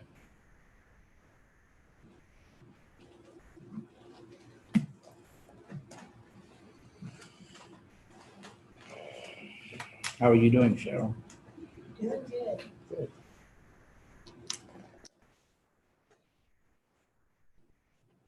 But you're happy that visiting the museum is just around the corner. Yes, if people have been visiting through calling ahead, tomorrow we'll have no necessity for that, so we'll be unlocking the doors tomorrow. And we'll just coordinate with people to try to keep people 6 foot apart and so on. So we'll see how that works out.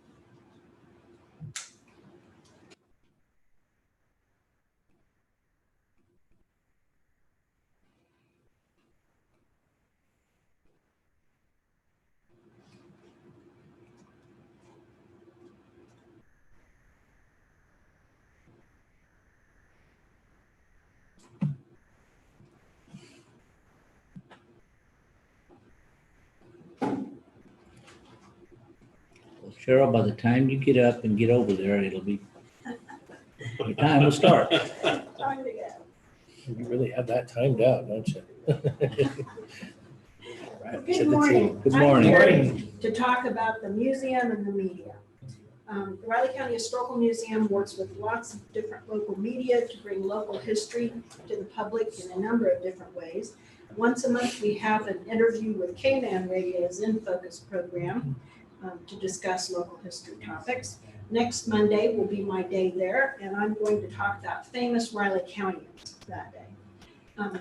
We've had lots of fun doing that. One of the things that makes it interesting is of course, the public can call in, make comments, add their thoughts and memories to things. So I don't know if anybody else enjoys it, but I have enjoyed it. We also recently found out that our monthly radio interview on Angel 95 will continue. We've done that for a number of years.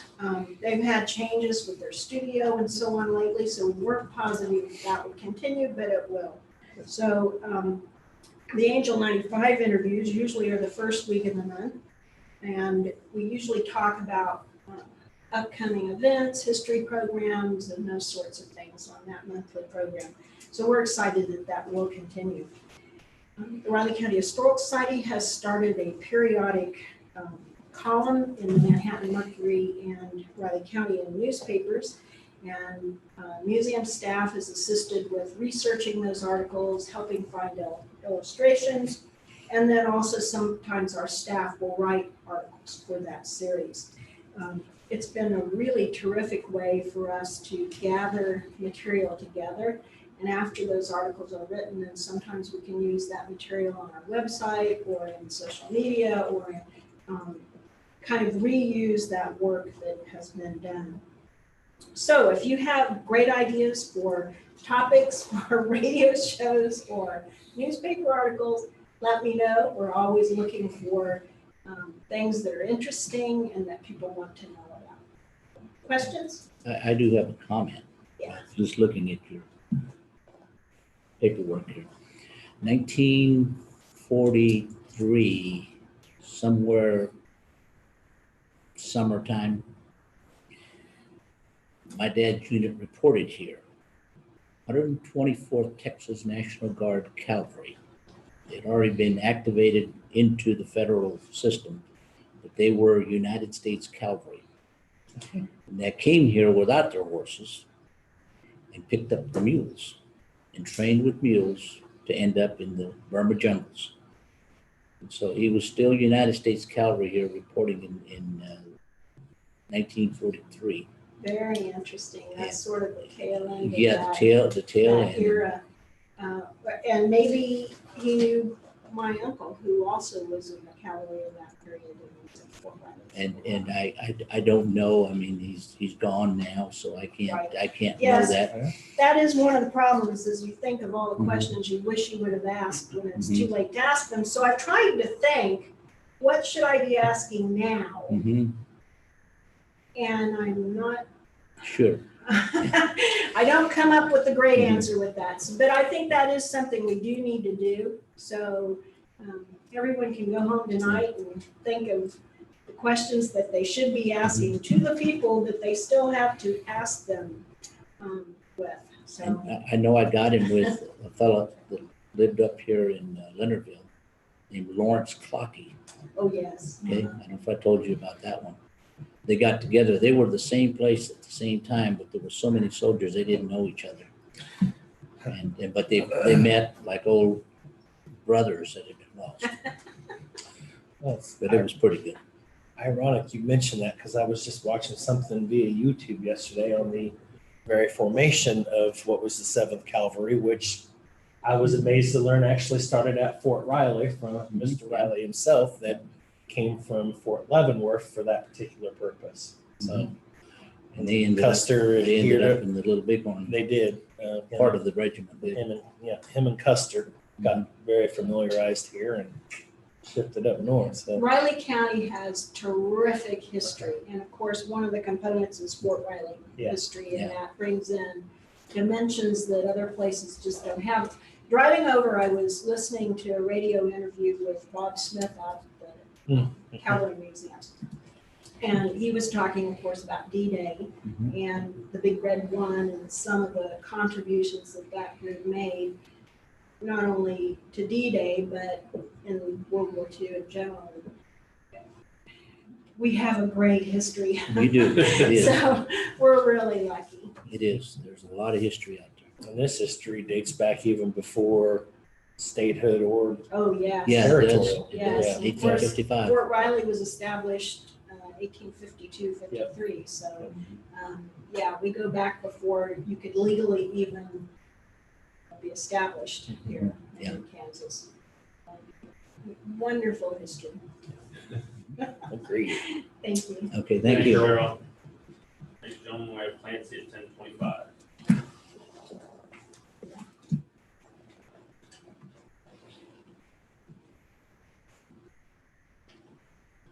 Yeah, I got that book that my dad was in.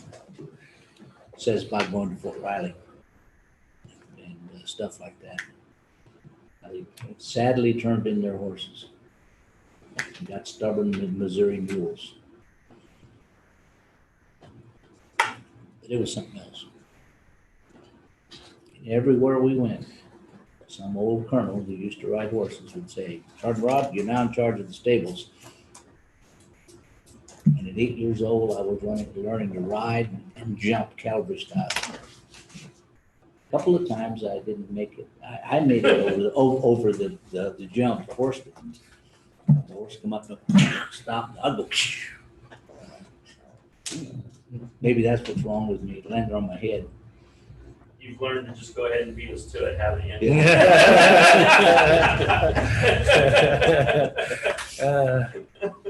Well, if it's any consolation, I grew up on a horse at tobacco farm in Kentucky before moving out here officially, and I've been thrown a couple of times too, which may also explain some things. But it was interesting to go all these places. And when he got here to Fort Riley, the old colonel said, "You got the stables at Fort Riley." It was over by where the commissary is, and just to the west of it was the old stables. So I got to handle chief. That's one of the things I did. I handled chief. I was told to take care of chief, and one of the deals was to clean the stall. I privileged to clean the stall, you know. That's a privilege. I'm trying to emphasize that. And so curry him down and wash him off and do all those things. Nobody rode him except for ceremonial. Nobody rode him even in ceremony, but he would saddle him up and do parades with him and other functions. And I used to run Fort Riley on horseback, no fence. I would get clear to Ogden or farther, no fences. They weren't firing at that time. So, but it was a lot of fun.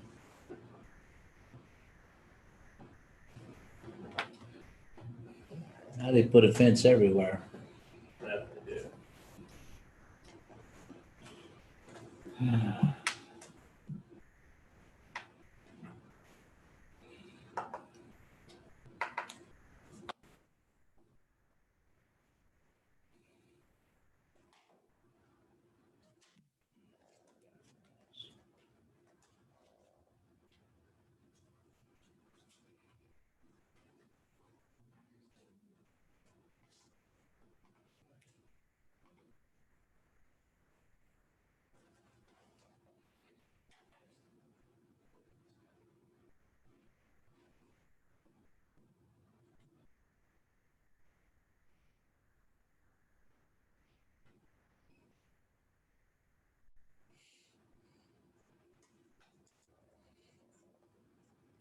The days I could just grab the horn and just jump on.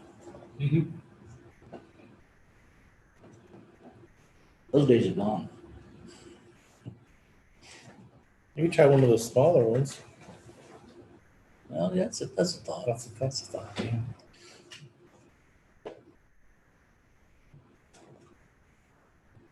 I had one horse that was very reliable, and the other one that I had is, if you tried to slowly get on, you couldn't get on. You had to just swing up. That would, because he'd circle, just go in a circle. He wouldn't let you get on. So, and he went anywhere I wanted him to go, with me or without me. Yep. I was watching that presentation or video or whatever you want to call it yesterday. They were talking about how the horse and the cavalry man would be almost one and the same. Yeah. So if there was no rations for the horse, usually they'd have to give up some of their own rations to keep the horse fed, or it kind of defeats the purpose. So that's something you would normally think about in that scenario, you know. Oh yeah, they were. Yeah. Had to take care of your horse. That was your transportation. Each guy had a horse, and that's no one else rode it. Yeah.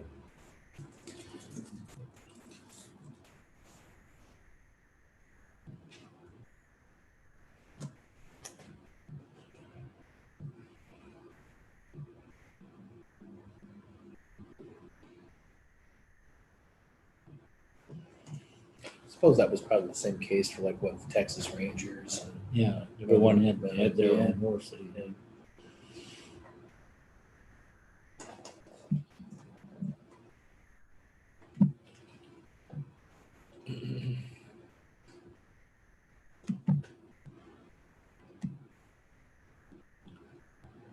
I used to have a lot of my dad's stuff. It got lost over the years. I still got his spurs, some other things.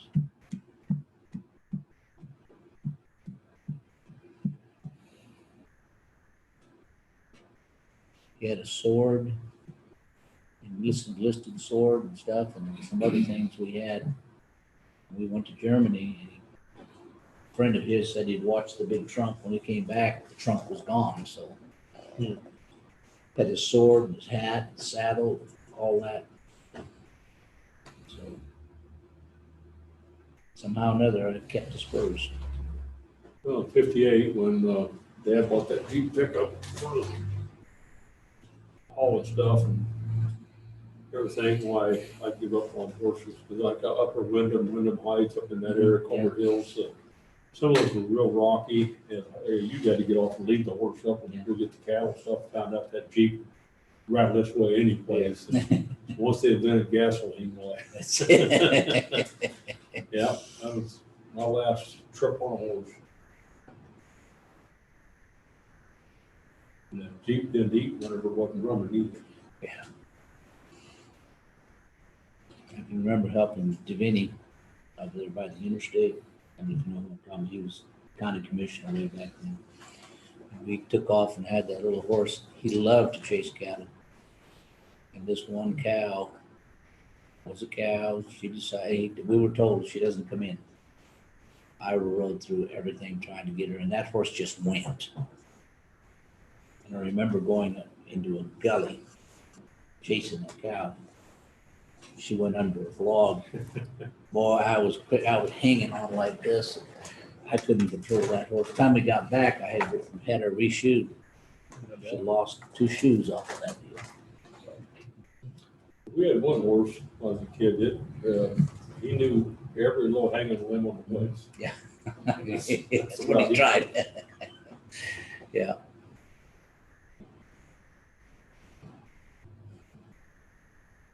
Jeannie, she was a biter. We always ride bareback, just grab the mane and step about the knee, just get on quick before she took her. She never could break her. She'd nip you. Mm-hmm.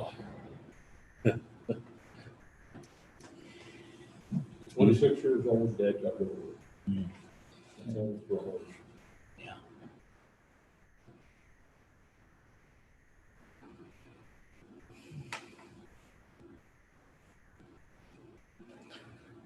And my grandpa be 104. It's just a recent story that I heard from him from some of the old guys back in Canopolis. He was on my mom's side, short-haired Mexican guy, really stout.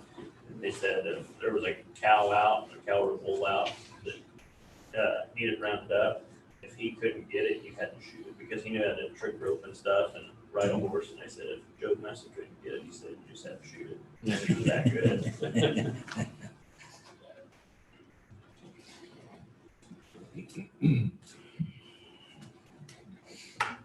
Well, it all comes about from that technically the Spanish and the Mexicans were the first ones to really teach people how to rope and how to do stuff.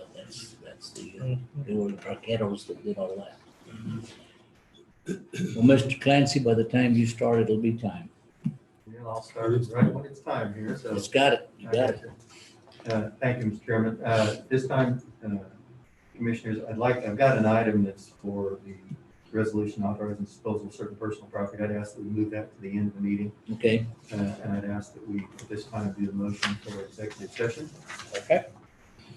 Move that the county commission, including Chairman Rodriguez, Commissioner Ford, and Commissioner Wells, recess into executive session on potential litigation for the purpose of consultation with Craig Cox, Deputy County Counselor, and Clancy Holman, Riley County Counselor, attorneys for the commission, which are deemed privileged in the attorney-client relationship, which is an exception to the Kansas Open Meetings Act. The open meeting to resume in the county commission chamber at. Excuse me, John. We also need to have Monty, unless it's later. It says it's later in the. Okay. Later in the motion. Sorry about that. Okay. 10:45. Yes. Okay. 10:45. 10:45 with favor? Monty Weedle, Director of Planning and Development. He'll be present at some point to provide factual information. All in favor? Aye. This time for those listening on stream, we're going to be losing the audio during the executive session. I'd ask people in the gallery to step out. That's right. We don't have to move. No, you don't. Got the sign.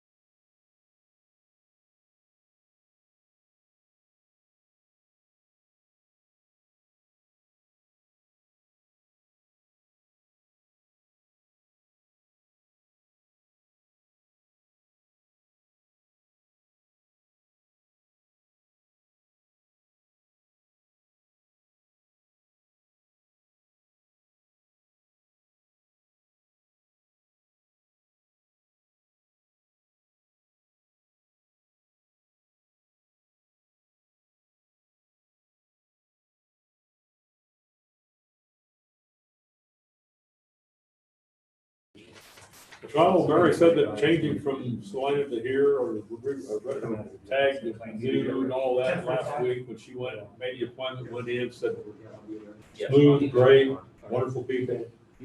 To do what? Everything went smooth. She Oh, went she in, came in to change the tax? she came in to get her tag. Okay. Yes. I think either due or past due, but she had all know that changed the county and everything.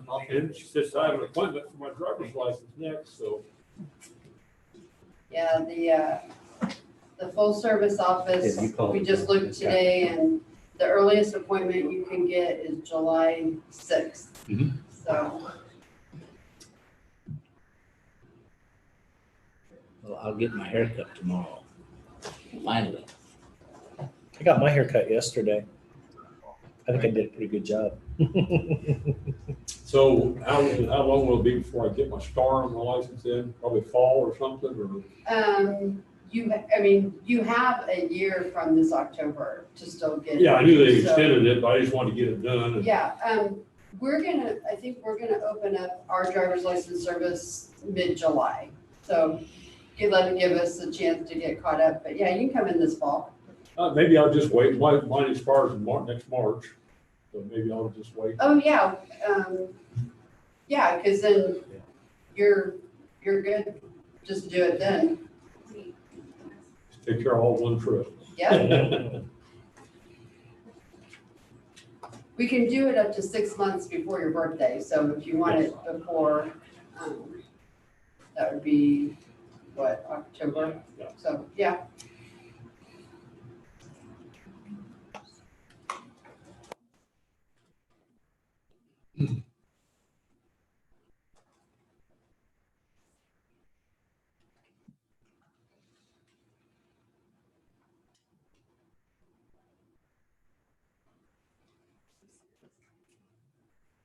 Look serious if you can't see. I know, right? You go by people with your mask Oh, on and you're serious. smiling and you forget they can't see you smiling, so you have to like wave it. You can see, I think you can see it in your eyes. Maybe some of it, but it's just like. See, just look, you can tell he's smiling right now. It doesn't count if you laugh.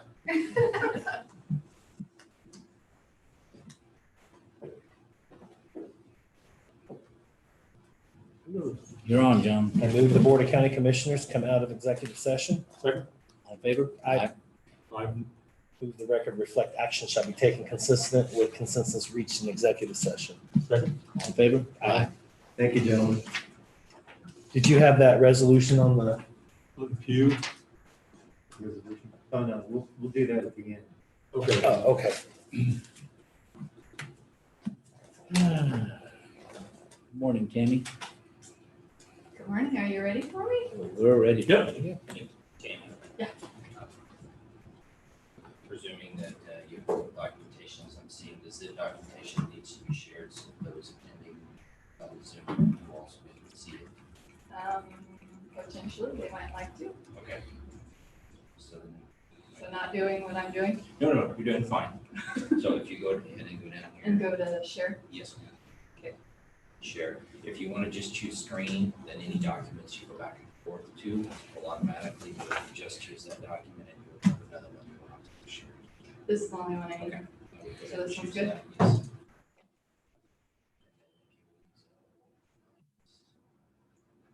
Now you can see that you are sharing, and so, so will the department heads joining, so they will all now be seeing the exact document, just like you're seeing there. Thank you.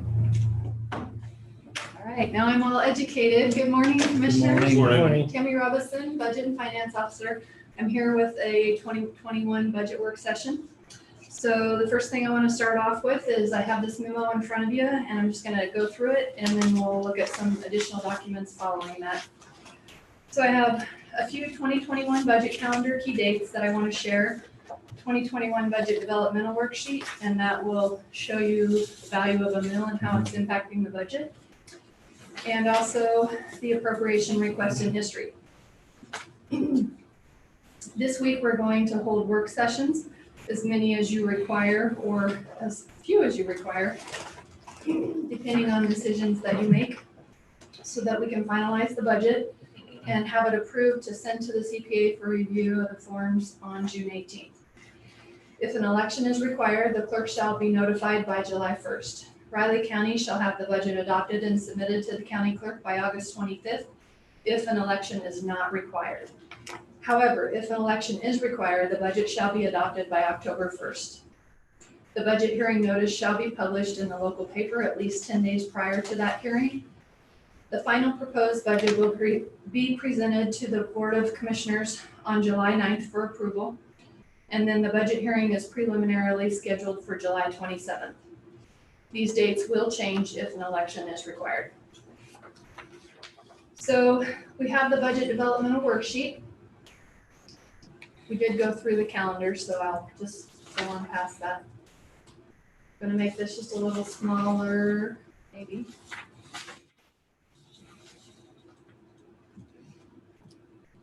I might not be able to.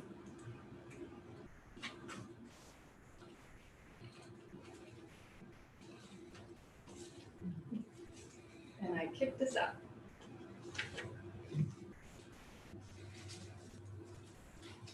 On the form, if you see on the first page, I'll just kind of go ahead and go through this and I'll try to keep getting where I'm supposed to be for you. You can see on that first page, it's the expenditures that are reflected.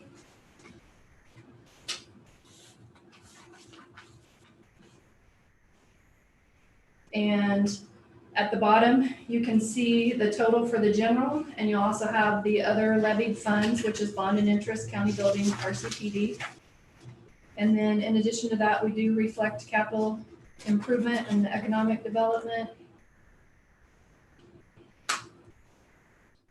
And the reason those two are presented is because there are transfers that go in there from the general fund. Scroll down again. Right there. 8. Down. Meeting packet. It's considered a past meeting now. Scrolling, just move the mouse to meeting packet on 8. Oh yeah, I was thinking July. So with that, I do want to point out on the personnel that there are no steps or COLAs reflected in those values at this point in time as requested. I also want to point out that in the appropriation area, that we do not have anything above a flat request from prior year. The two that do need to be pointed out, actually there are 3 total appropriations I want to point out, but 2 within the general fund. The County Council on Aging, last year you did give them a HVAC one-time request of $15,000, and so that has been taken off to leave it a flat $275,000 in comparison to last year. And then we do have Adibus, who, because they've received grant dollars, they did decrease their request this year by $30,000. So that went from $100,000 to $70,000. On the second page, I do want to point out that on the left side, it gives you the revenues that are budgeted for 2021, and they're also in comparison to the 2020 budget. And on the right side, we do have the dollars that are being requested for the levied funds at the top, the total value, the revenues against it. It reflects the value of a mill of the $669,563. That does give us a tax required of $28,298,758, and that equates to 42.264 mills. That is a decrease of 0.798 from prior year. One thing I need to point out, we did meet, the Budget and Planning Committee did meet the other day, and one thing they did want to add to the request for budgets was an additional $1 million transferred into capital improvement. That request is for consideration of earmarking those funds for an EMS facility. We do have $1,975,700 that are non-funded for 2020 in our budget this year that we haven't even discussed because we haven't done any work sessions. In addition to that, what has been listed as large projects, one of them on there that was deemed significant and a priority was the EMS facility enhancement. And at this point, we have $4 million that we're estimating for that facility. With everything that has changed, we haven't revisited those numbers and how it would be impacted. So that's one reason why they thought if we could designate $1 million for that project going forward, knowing it has been a priority in the past. Can you make that a little bigger, Tam, please? I tried, and that's when it kicked me out because it's up under this little thing and I can't get to the. Can you get the little up Oh, plus? that's it. Yeah. Okay, well, that one was easier. I was looking at the top.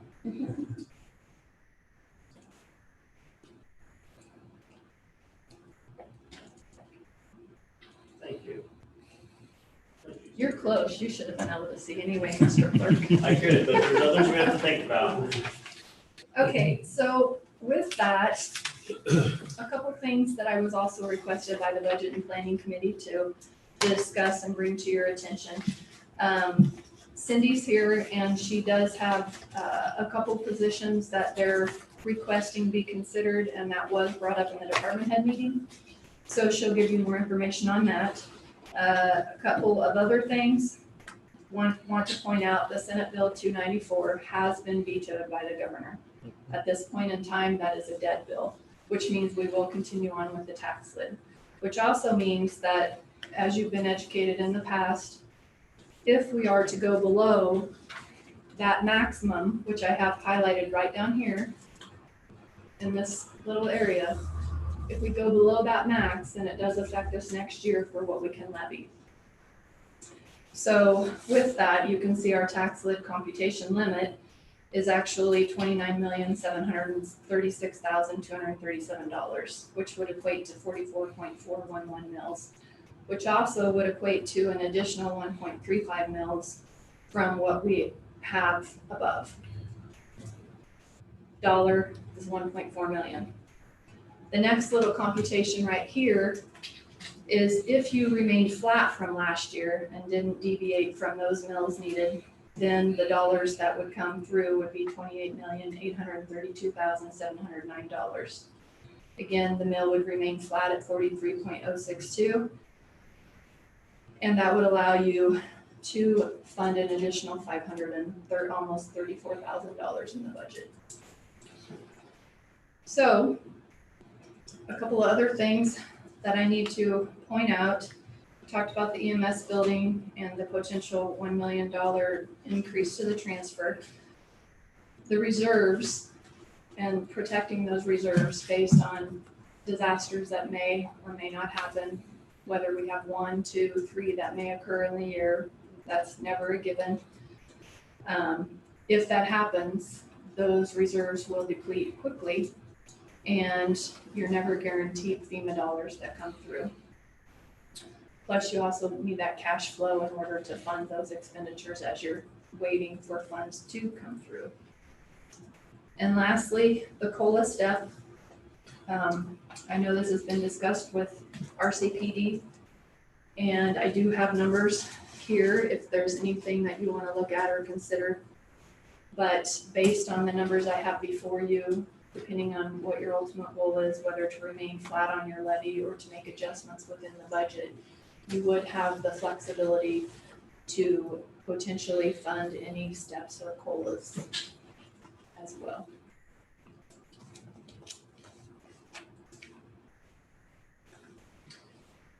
On this page here with the expenditures, I will point out that the total general fund expenditures have increased by $557,301. The 3 Cs make up an increase of $1,613,791. That's due to that additional $1 million going into CIP, and then the $650,000 that we've put into reserves this year. The rest of the departments basically have remained flat on their 3 Cs. Personnel did decrease by $1,011,000, $490. Appropriations were flat, however, there was still a $45,000 decrease due to the $30,000 grant monies for the $30,000 grant monies for ADA and the $15,000 HVAC contribution.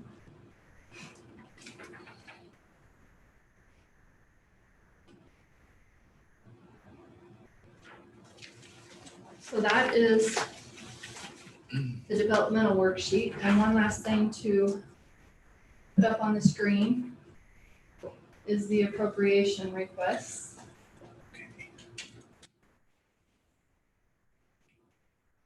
The first set of numbers is funded in the general fund. The second one is RCPD, and the bottom one is economic development. So while you did ask for those numbers to remain flat, and I did do that on the budget developmental worksheet, I did want to reflect what they actually requested on this worksheet for you, because this is my final one I go off when I make all the changes. So the ones that have the little blue highlights here are the ones that were actual increases. And this one down here, I had mentioned the 3 up above that I wanted to, the 2 I wanted to discuss, but then we did not discuss the community corrections. Last year they did ask for $13,875 and you did fund $7,081. This year they're asking for $11,795. In the middle, RCPD's was lower than last year, which was requested by the law board. And then on the bottom, the Aggieville Business Association did request $4,800, did not receive funding last year. This year they're asking for $9,500. Glen Hills Veterans Coalition increased by $15. The indigent attorney panel, while it did decrease overall, the wages for them are the same. It's their incidentals and off panel that decreased. I got that sheet filled out already, so. Hmm? So I've got that sheet filled out already. Okay. And as always, I'm here for any decisions, discussions, additional information. Well, they say, you know, it goes back quite a few years on the senior center, but the area agency on aging, I think will pass the 2020 approved. And the community corrections has been pointed out the last time when they got an increase, the more that you spend on community corrections, the more the state's going to back off. That's all should have been paid by the state. So I went back to not to exceed last year's 7,081. Nothing Aggieville. My only question was on the veteran coalition, and that's a worthwhile. It was they only asked for $15 more. Yes. Yeah. There I did increase that to $1,100. So myself, $100. If they, if we can't do it, I'll give them $100.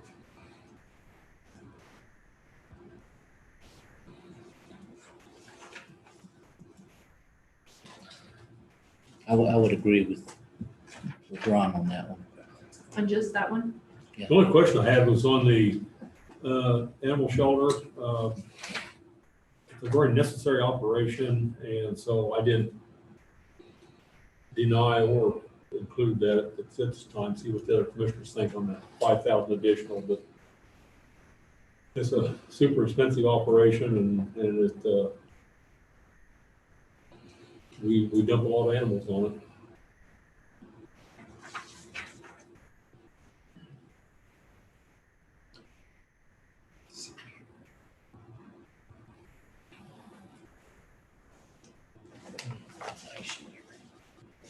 They were at 65 for several years back.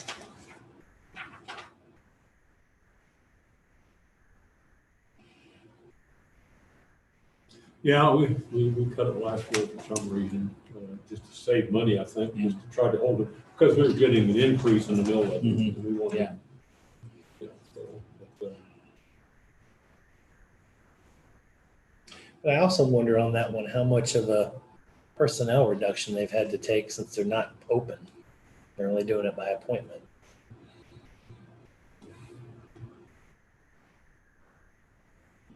For 2021? Yeah, well, for this year. Oh, this is 2021. Yeah, I know, but how much that would We can't balance out predict. for, yeah, I know. Well, same way on the senior center. Yeah. They haven't spent any money over there. And it'd be minimal air conditioning and heating, so, but they've also, there's quite a few problems over there, so that's part of my reason too. And But the area agency on aging, I won't go with that 2021 request.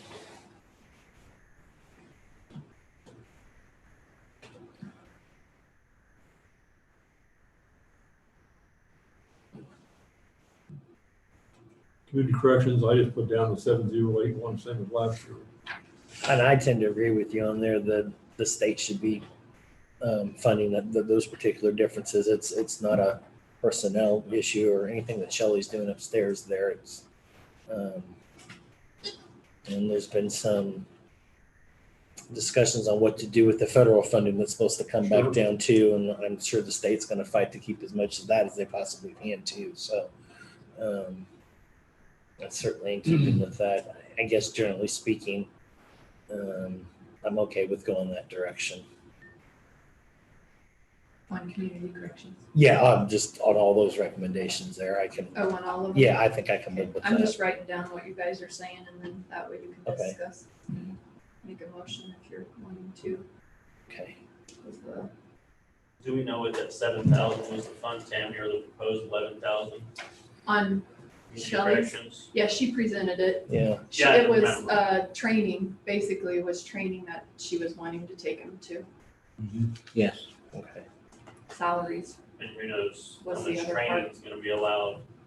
in the Well, future. and she also had mentioned in her staff report that they're not going to the typical ones that they go to in person. So there is a built-in savings probably within that as well. So, and for that matter, probably several of these.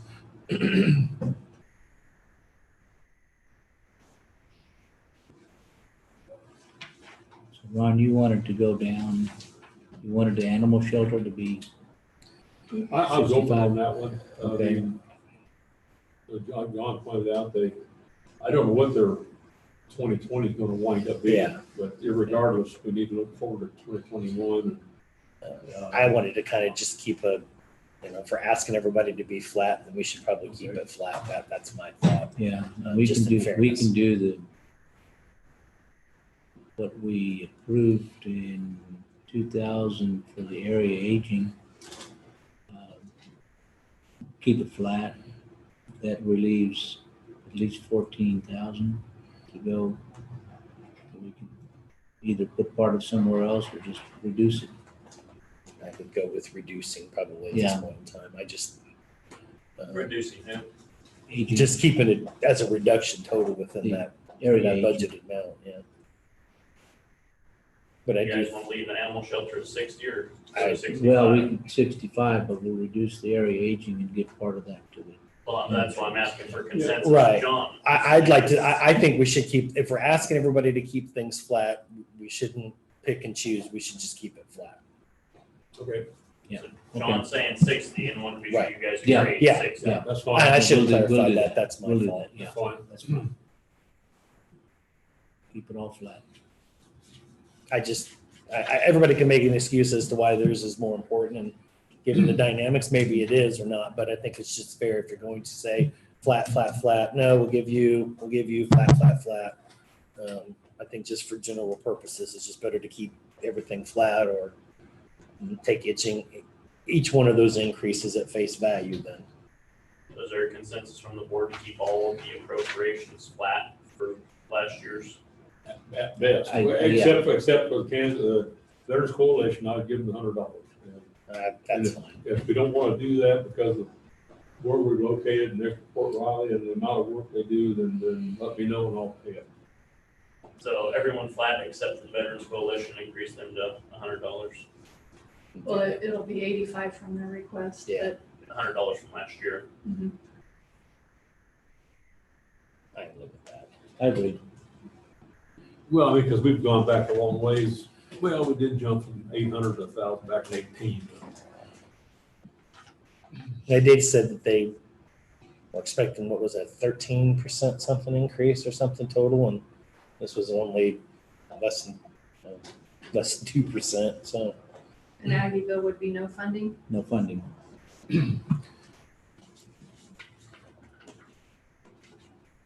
Okay, so consensus on the appropriations. Well, we have one decision made. Yeah. What are we doing on the county commission? 5, 10,000, 20? I said 10%. The thing with on the personnel side that's difficult is, I mean, that's perfectly fine, but really it only negates about $15,000. So in terms of total personnel, it's not a huge decrease if you're looking at the overall bigger picture, but But at the same time, it is, no one else in the county is receiving less. yes. They're saying, let's go less. Yeah. Well, and you have already decreased over $1 million in personnel from Yeah. last year's budget. Yeah. Because you have the extra pay period, it's not part of the inclusion there, so. Yeah, You're that's saying about just keep 885,000 of that. Down, You want to keep No them flat? COLA, no increase. Override? No that? COLA, no increase. Yeah, that's fine. All right, so we'll keep it flat. One fine at that minimum. then. Okay. Yeah. We still have wiggle room there before Oh, it's yeah. all said and done, right? We don't have to make that specific decision today. Yeah. Okay. No, it's just when I bring back the sheet. Right. This will reflect your decisions at that point. Okay, yeah. And if we need to make it, I'm still thinking maybe a 3% reduction, but let's just see where it So leave balances the out commissioners flat. for now. Yeah, right For now. now.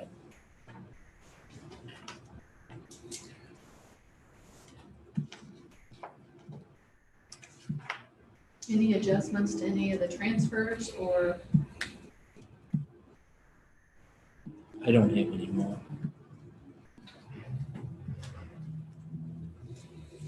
I still think, because we're gonna be discussing facility and other related things on Thursday to hold up on making that CIP transfer until we have a chance to really discuss it.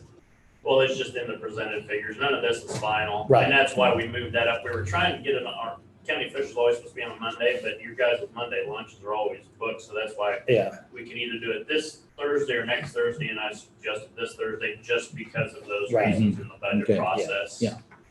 Okay. Yeah. These are all just preliminary. right. So if we need to come back and And let's yeah, let's reduce, figure that. decrease, whatever you guys want to do to any part can still be done. Right. Okay. So on Thursday, at this point for me, what you want adjusted is the appropriation requests as we just had consensus on. Mhm. And then no adjustments to salaries, leave them as presented, and no adjustments to the transfers at this point. Right. Um, And we'll see where our numbers line up and. The other thing that we do have, as I mentioned, there are a couple of positions that were brought up at the department heads meeting, and Cindy is here and she's going to give you some additional information on how that would affect the budget. And so that would be one more point of discussion on if I make any adjustments to the documentation. So Okay. I'll let her come up and give you that information.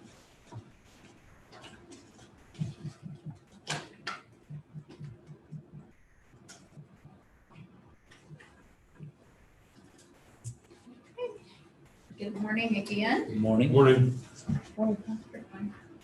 I'm going to jump down to the memo that I prepared regarding, this is a result of discussion that was held with the department head committee. And so I was asked to bring this forward to the commissioners just as a item of consideration.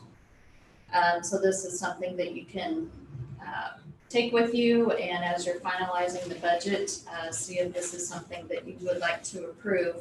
But I think the pandemic really has made us aware, more so now than ever, the needs of having a building receptionist, for lack of a better title, for the office building, and then also consideration for this building, the Plaza East. As we've seen through some of our limiting of services, we've had to have people out in a common area directing public once we did open the doors. And so some of the benefits that were identified through the through the department head meeting was the assisting in the common area without disrupting other county departmental operations, eliminating customers from entering into departments and or hallways needlessly. This building would be an example of that. As you know, we have staffed someone outside this room to eliminate, those that didn't need to be in this area. And then community corrections also had someone out there for a while directing their clients and such. For the office building in particular, and maybe also this building, maintaining a customer service phone line that could respond to the information line in general, and then direct that person to the appropriate department.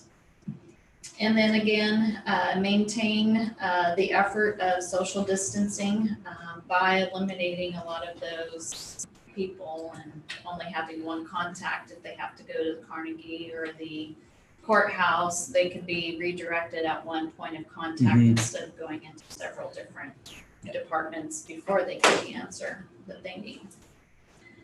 So a preliminary placement that I did on this was very entry level, grade C, step 1, full-time salary wage for that, as you can see there. And then it would be a full-time eligible position that would be benefits eligible. So for one position, we're looking at an estimated cost of $36,821.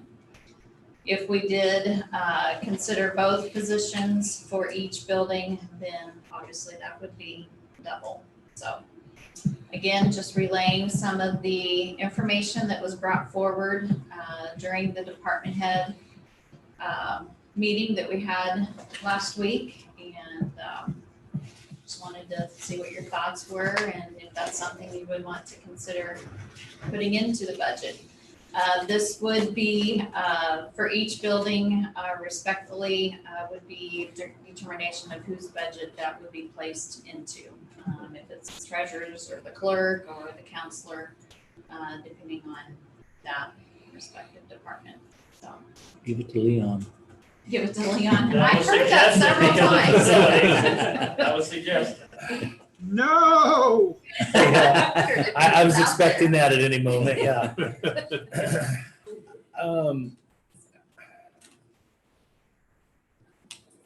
I think, did you have something?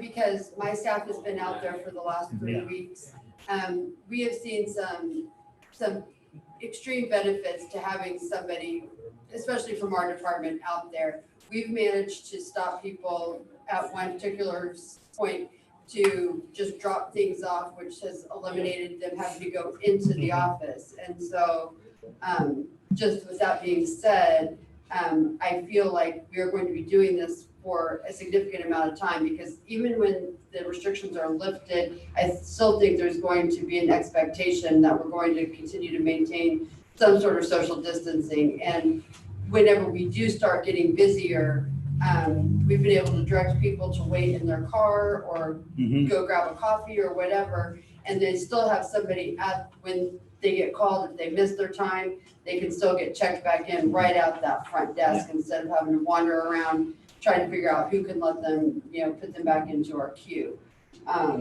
That being said, I do see that it's very, very beneficial, because we've also answered a lot. It's surprising how many questions we didn't have answered in the last 3 weeks for other offices as well. Yeah, and I agree with that, because I can see some good benefit of not wasting the customer's time, not wasting the department's time, and going to the right place. Because they'll come in here and try to get to the court, you can tell them where to go.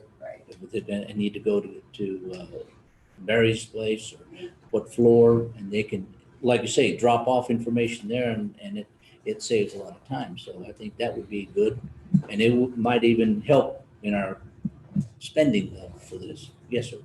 Yeah, that's been something that's been needed for a long time. The department heads have talked about that, and that building over there, particularly courthouse office building. So yeah, it would definitely be needed. I think a couple things you're gonna have to figure it out is the logistics with the VIN inspector, because that enclosed desk area, they're not gonna be able to keep 6 feet apart. And sometimes they have 2 VIN inspectors in there. So that goes back to our old facilities inadequate. And if you want to see inadequate facilities, just come to my department right now. And with 3 temporary workers, and we'll show you inadequate facilities. The other thing is, if we do establish a position in that building over there, I would request that the commissioners have that position do the central phone line that is in our office, take that out of our office, and those people out there, personnel attend to the central phone that just directs traffic everywhere. Because while that position will have its busy times, there will be a lot of time at various times. If it's not the end of the month, we're in Shiloh's heavy time period, and also with elections, that it's not as busy. And that's what I would request, that those responsibilities be moved to that position. Go along with the one, I'll Yeah. go with the other one here. I'm with you on that one. I'd consider the one for over there, but I think as things kind of settle back into whatever normal mode that it's going to be, and particularly with us being live streamed now, I think some people that would normally come in probably aren't going to come in at this point in time. I'm not seeing it necessary here. That's more of a central, and there's a lot of departments Sure. scattered. We're here, it's, commission's only Monday and Thursday, sometimes half day, and there's one floor, there's very few departments, so yeah, I would go along with the one over there. Plus, I think, you know, the pandemic, we are seeing changes. Yeah. We have the additional larger mailbox that is permanent now, and that can be used for several, you know, types of business. And it will take away the traffic out from our office and other Right. offices and get it back out into a main corridor. Yeah. So you're not disrupting other operations. And I see some technological advances in the way everybody can kind of communicate and get some things done. Now there may be some regulatory or some legal things that get incorporated into that, but you know, that'll play a big role too. Trying to handle those things either internally or from someplace outside of that too. So As I mentioned in my memo, this is a preliminary placement. If you were to, this is just my thinking, if you were to approve the position, I would suggest that I get with McGrath and just do a formal job description and placement of that position to establish if she agrees with a grade C, or you know, if it needs to be more attractive to get a qualified person. I don't know. So that would be at your discretion as well, or if you're comfortable with moving forward. in terms of, sorry. No, you're fine. In terms of breaking that down as to whose responsibility it is to budget it, because it is going to be in that building over there, would there be maybe a pool to do that equally throughout the departments?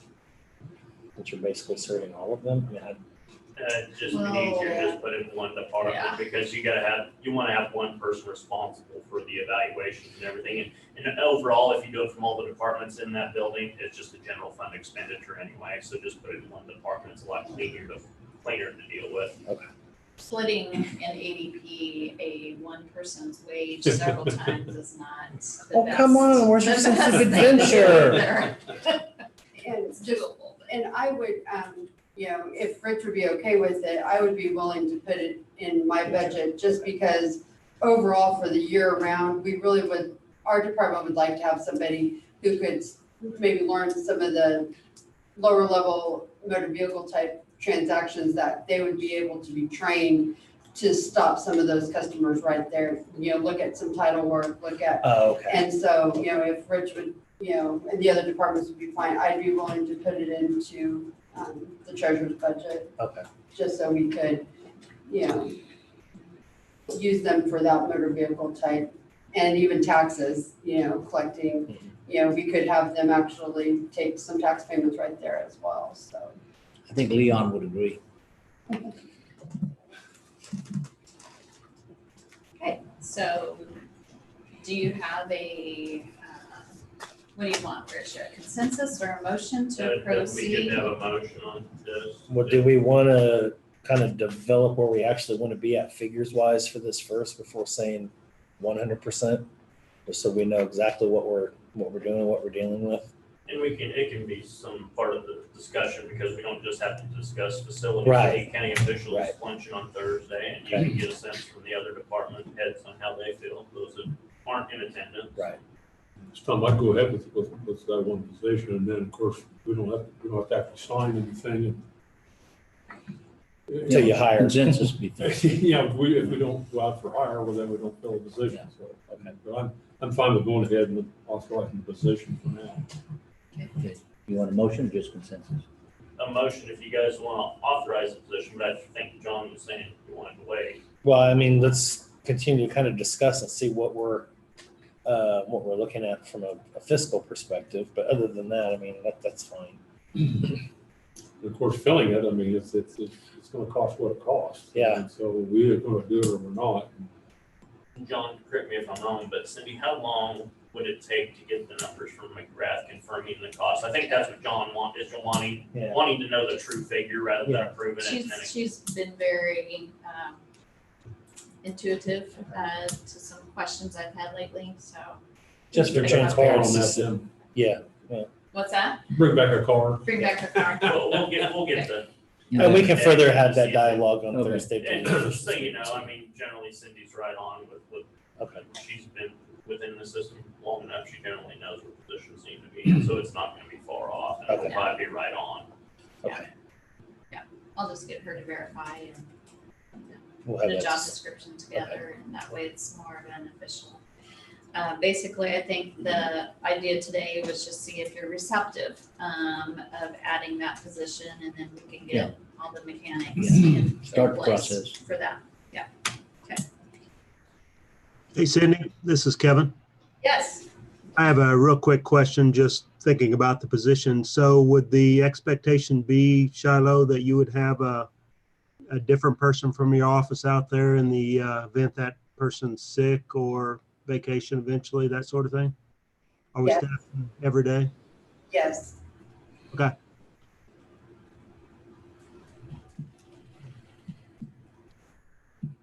So then during lunch hours, when that person is gone, you would have staff filling in and yeah. Okay. It's not gonna be me. I'm ready to go back to my office. Fair enough. Are you sure? You've been doing a great job, though. All right, so within the packet, are we done with that item before we move on? Okay. So within the budget work session packet, I did prepare this memo. This is very similar to a memo I did prepare last year in the budget process. And so what I did, and again, this has been requested information just to share, so you can have as your considerations moving forward to finalize the budget.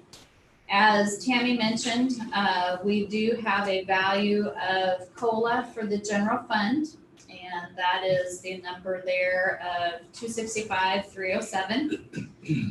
The step value, if we were to presume that each employee currently on staff would have a satisfactory or above evaluation, that the general fund cost of that step value is the $518,885. So the value of both step and COLA that would affect your ad valorem tax is $784,193. Just as a reminder, again, I was asked to provide this just as informational purposes. Items to consider, compensation studies have been removed from any budget considerations. So if a department does have a significant change to their positions, they are to do a one-by-one position request for any reclassification. McGrath Consulting has stated that this method is sufficient as long as the pay system is maintained with the annual COLA adjustments. And then also, again, for rewarding for satisfactory or above with a step increase. The COLA and step annual increase acknowledges the work of employees, maintains Raleigh County as a competitive employer to the external and local job market, not only in the public sector, but in the private as well. Let's see. Again, going through hiring processes, if a adjustment is not made without a movement of current staff within the pay system. Any new employees with no or limited county experience will be working at the same wage as an employee who has been employed for at least 1 year.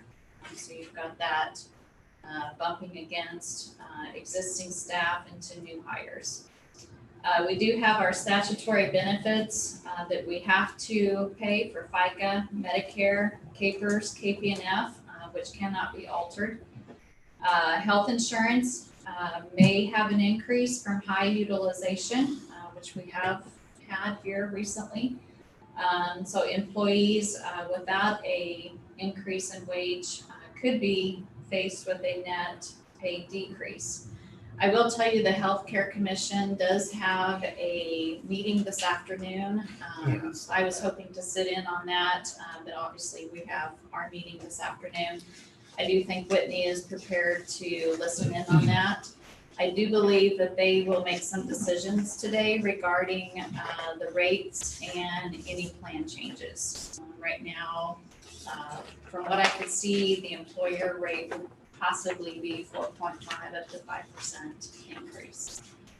The employee rate, they're proposing a 0 increase. So we'll see how that plays out today. My health care goes up, but I don't know anybody I can charge for that extra money. Yeah. That's So. a fact of life there.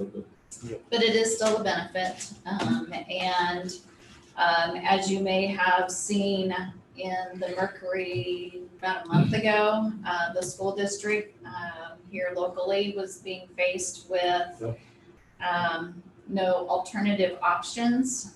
Because of high utilization, they weren't able to, or chances are of getting a good bid for their group was being very slim. And so that impact was forcing them to have higher increase.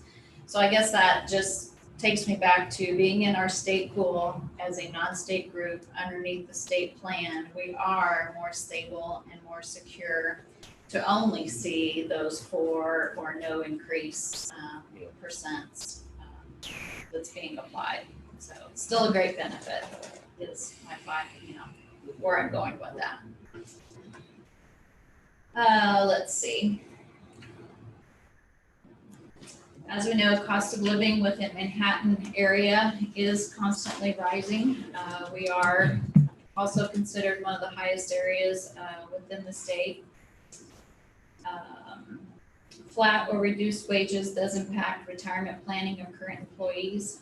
Employees may retire earlier than planned since their highest paid quarters will remain constant into future years, which therefore may lead into unanticipated early retirements, which may have an effect of succession planning and a direct impact of extra costs of training and leave separation payouts.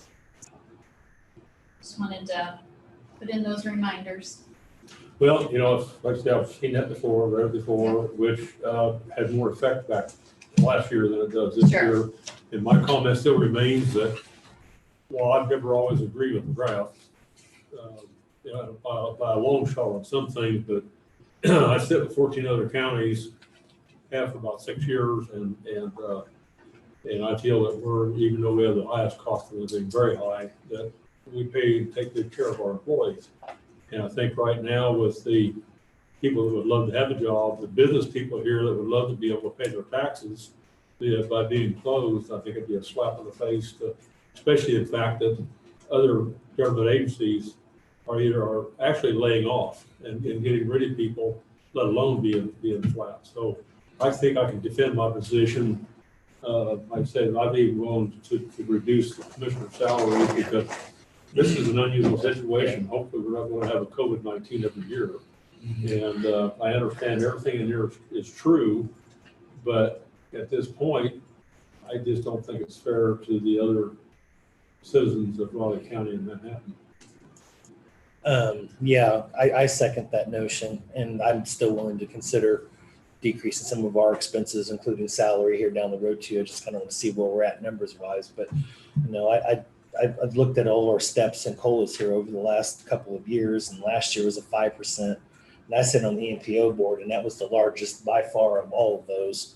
We had 4.8, 3.9, 3.0. I could understand if we were giving nothing over a 2, 3, 4, 5-year period. I could understand that. But I think given the dynamics of everything, particularly in the private sector, and I work in the private sector too, and you know, if you got a quarter raise this year, and I don't know what that figures out percent-wise COLA, steps are just kind of already built into the equation.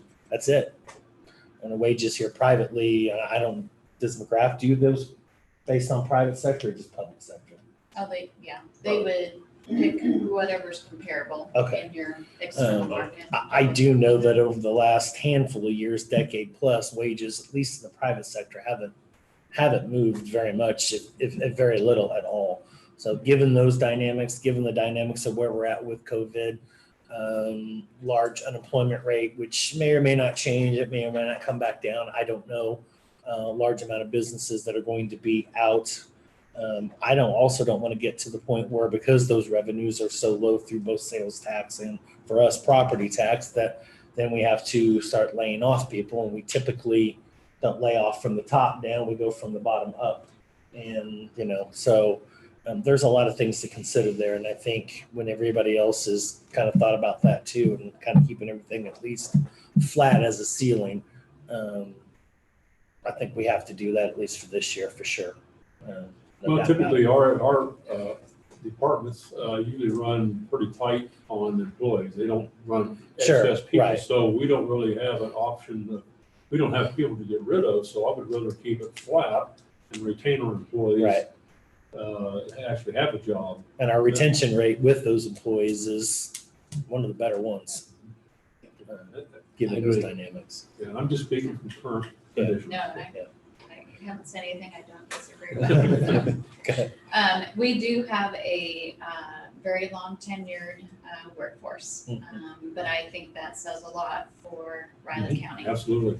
And I do think that we are one of the best employers in the area. Absolutely. I may be Biased. but I do. We have provided our increases. We have supported our staff. We do have a good retirement and insurance benefit, and And I think I know our people are knowledgeable enough to understand this, because they can look out on the news, if not just locally, and look at the lines. I've never seen hundreds of thousands of people in line for food. I mean, it's just terrible. And like I say, I think that a reasonable person would continue to reward the county for the benefits that they receive in the pay. So I'm staying on board, because where else would you go? Yeah. Looking at some of the presentations that I've seen either through Zoom or teleconferencing or whatnot, there's a lot of places around the country that aren't starting at that point. They're going directly to the chopping block and eliminating, and maybe they've grown big enough to where they can do that, and they can trim some things back, and they can maybe get some people to retire early or whatnot. But I do agree. I think we are pretty tight within our framework, and I'd rather keep retention at this point in time instead of having to go a step further. But I think at this point in time, we need to at least start at that point. We need to make a few other reductions as we go through the rest of the budgetary process, so be it. But and I do think we have some really good benefits in comparison too. So I think that'll continue over the next year or two as we cycle through this issue. Will keep us competitive when we need to make changes, or we need to replace people, or people move on to whatever, or turnover or whatever. So.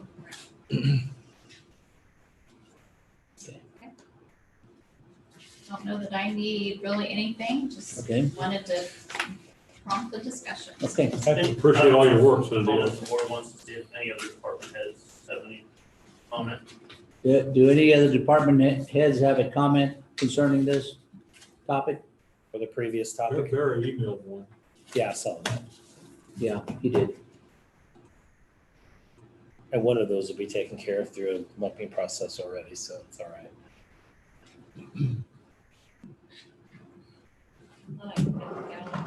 Let's see, we've got Barry, David, Debbie, Gary, Well, Julie. One of of the things I'm most thankful for right now, or appreciate the fact that we don't have to lay anybody off. That's true. That'd be horrible. I've never had to do it a lot of hard for people. Yeah. With just cause, but. Never let them off. Yeah, as a personnel manager once, I've had to lay people off and it's not nice. fun. And I think, as you know, K-State had to do a lot of furloughs, and so that kind of put a lot of employees in limbo until they decided if they wanted to rehire them or not. So thankfully, we don't have to do that. Yeah. Okay. Thanks, That's all I have. Thank you, Steph. Thanks, Cindy. See you after lunch, right? Okay. Silo. Oh, I guess. Yes, yes. You know, the, Hey, Clancy, I don't know how much truth there is to are we during gonna do this resolution? So before they go. Okay, I just want to be sure. Sure. I thought when you said that originally, you meant at the end of your time instead of at the end I'm of the sorry. meeting time, so Yeah, this is just a resolution you saw before on the church pews. The only reason we tabled it is to make sure we have all three of you here. we were all in favor of that for the pews. Oh, yeah, that's Yeah. fine. We didn't figure you wouldn't be, but we wanted to make sure that you Yeah, were. go ahead. That's fine. Unless you have questions, the idea here is to simply authorize the gentleman getting in touch with public or taking a look and making an offer. After that, we've got to publish 2 notices. We'll do that. We'll take care of it. Okay. Just need to, I would like to be able to tell him today that, yes, she's approved this part of it, and then we can start arranging. Do you have a motion? Oh, you're a motion to? No, we didn't. We Okay, so- No, tabled we it, have didn't not we? made a motion Yeah. on this, gentlemen. So. I make a motion that we go ahead and approve the resolution for the buy-in of this county property, which would in this case include pews. Second. All in favor? Aye. Thank you very much. Very classy. Appreciate it. You know, the, Here, gentlemen, all three of you. Doesn't give a dollar amount on there, does it? We don't don't have an have offer. an offer. We don't have an Dollar, offer. we do it? whatever they pay. $1? I'll take one. I'm giving $1 for mine, so I don't need one. I'll give you a grant. I don't need anything else in the house. I gotta find Gift certificates. a trailer long enough to haul it, but. Yeah, a car trailer will. I'm not gonna tell Vicky about it, but she'll want one. Well, she sees how long you go. Yeah.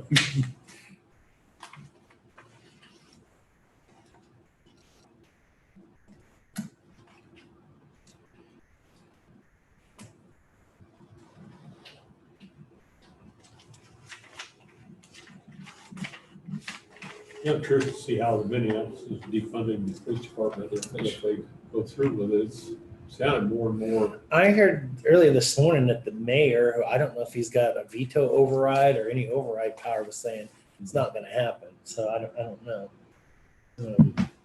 I'm not that far away. Yeah. If it happens, see how that works. Yeah. You don't want Large to city defund like the that. police department. No, no. You don't want- It's bad news. Most of them operate very close anyway.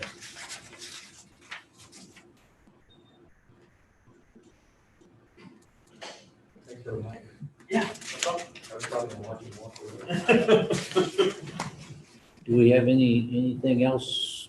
We adjourn after the meeting. Yeah, I was going to make a motion to Yeah, adjourn you after adjourn our after the executive session later. session.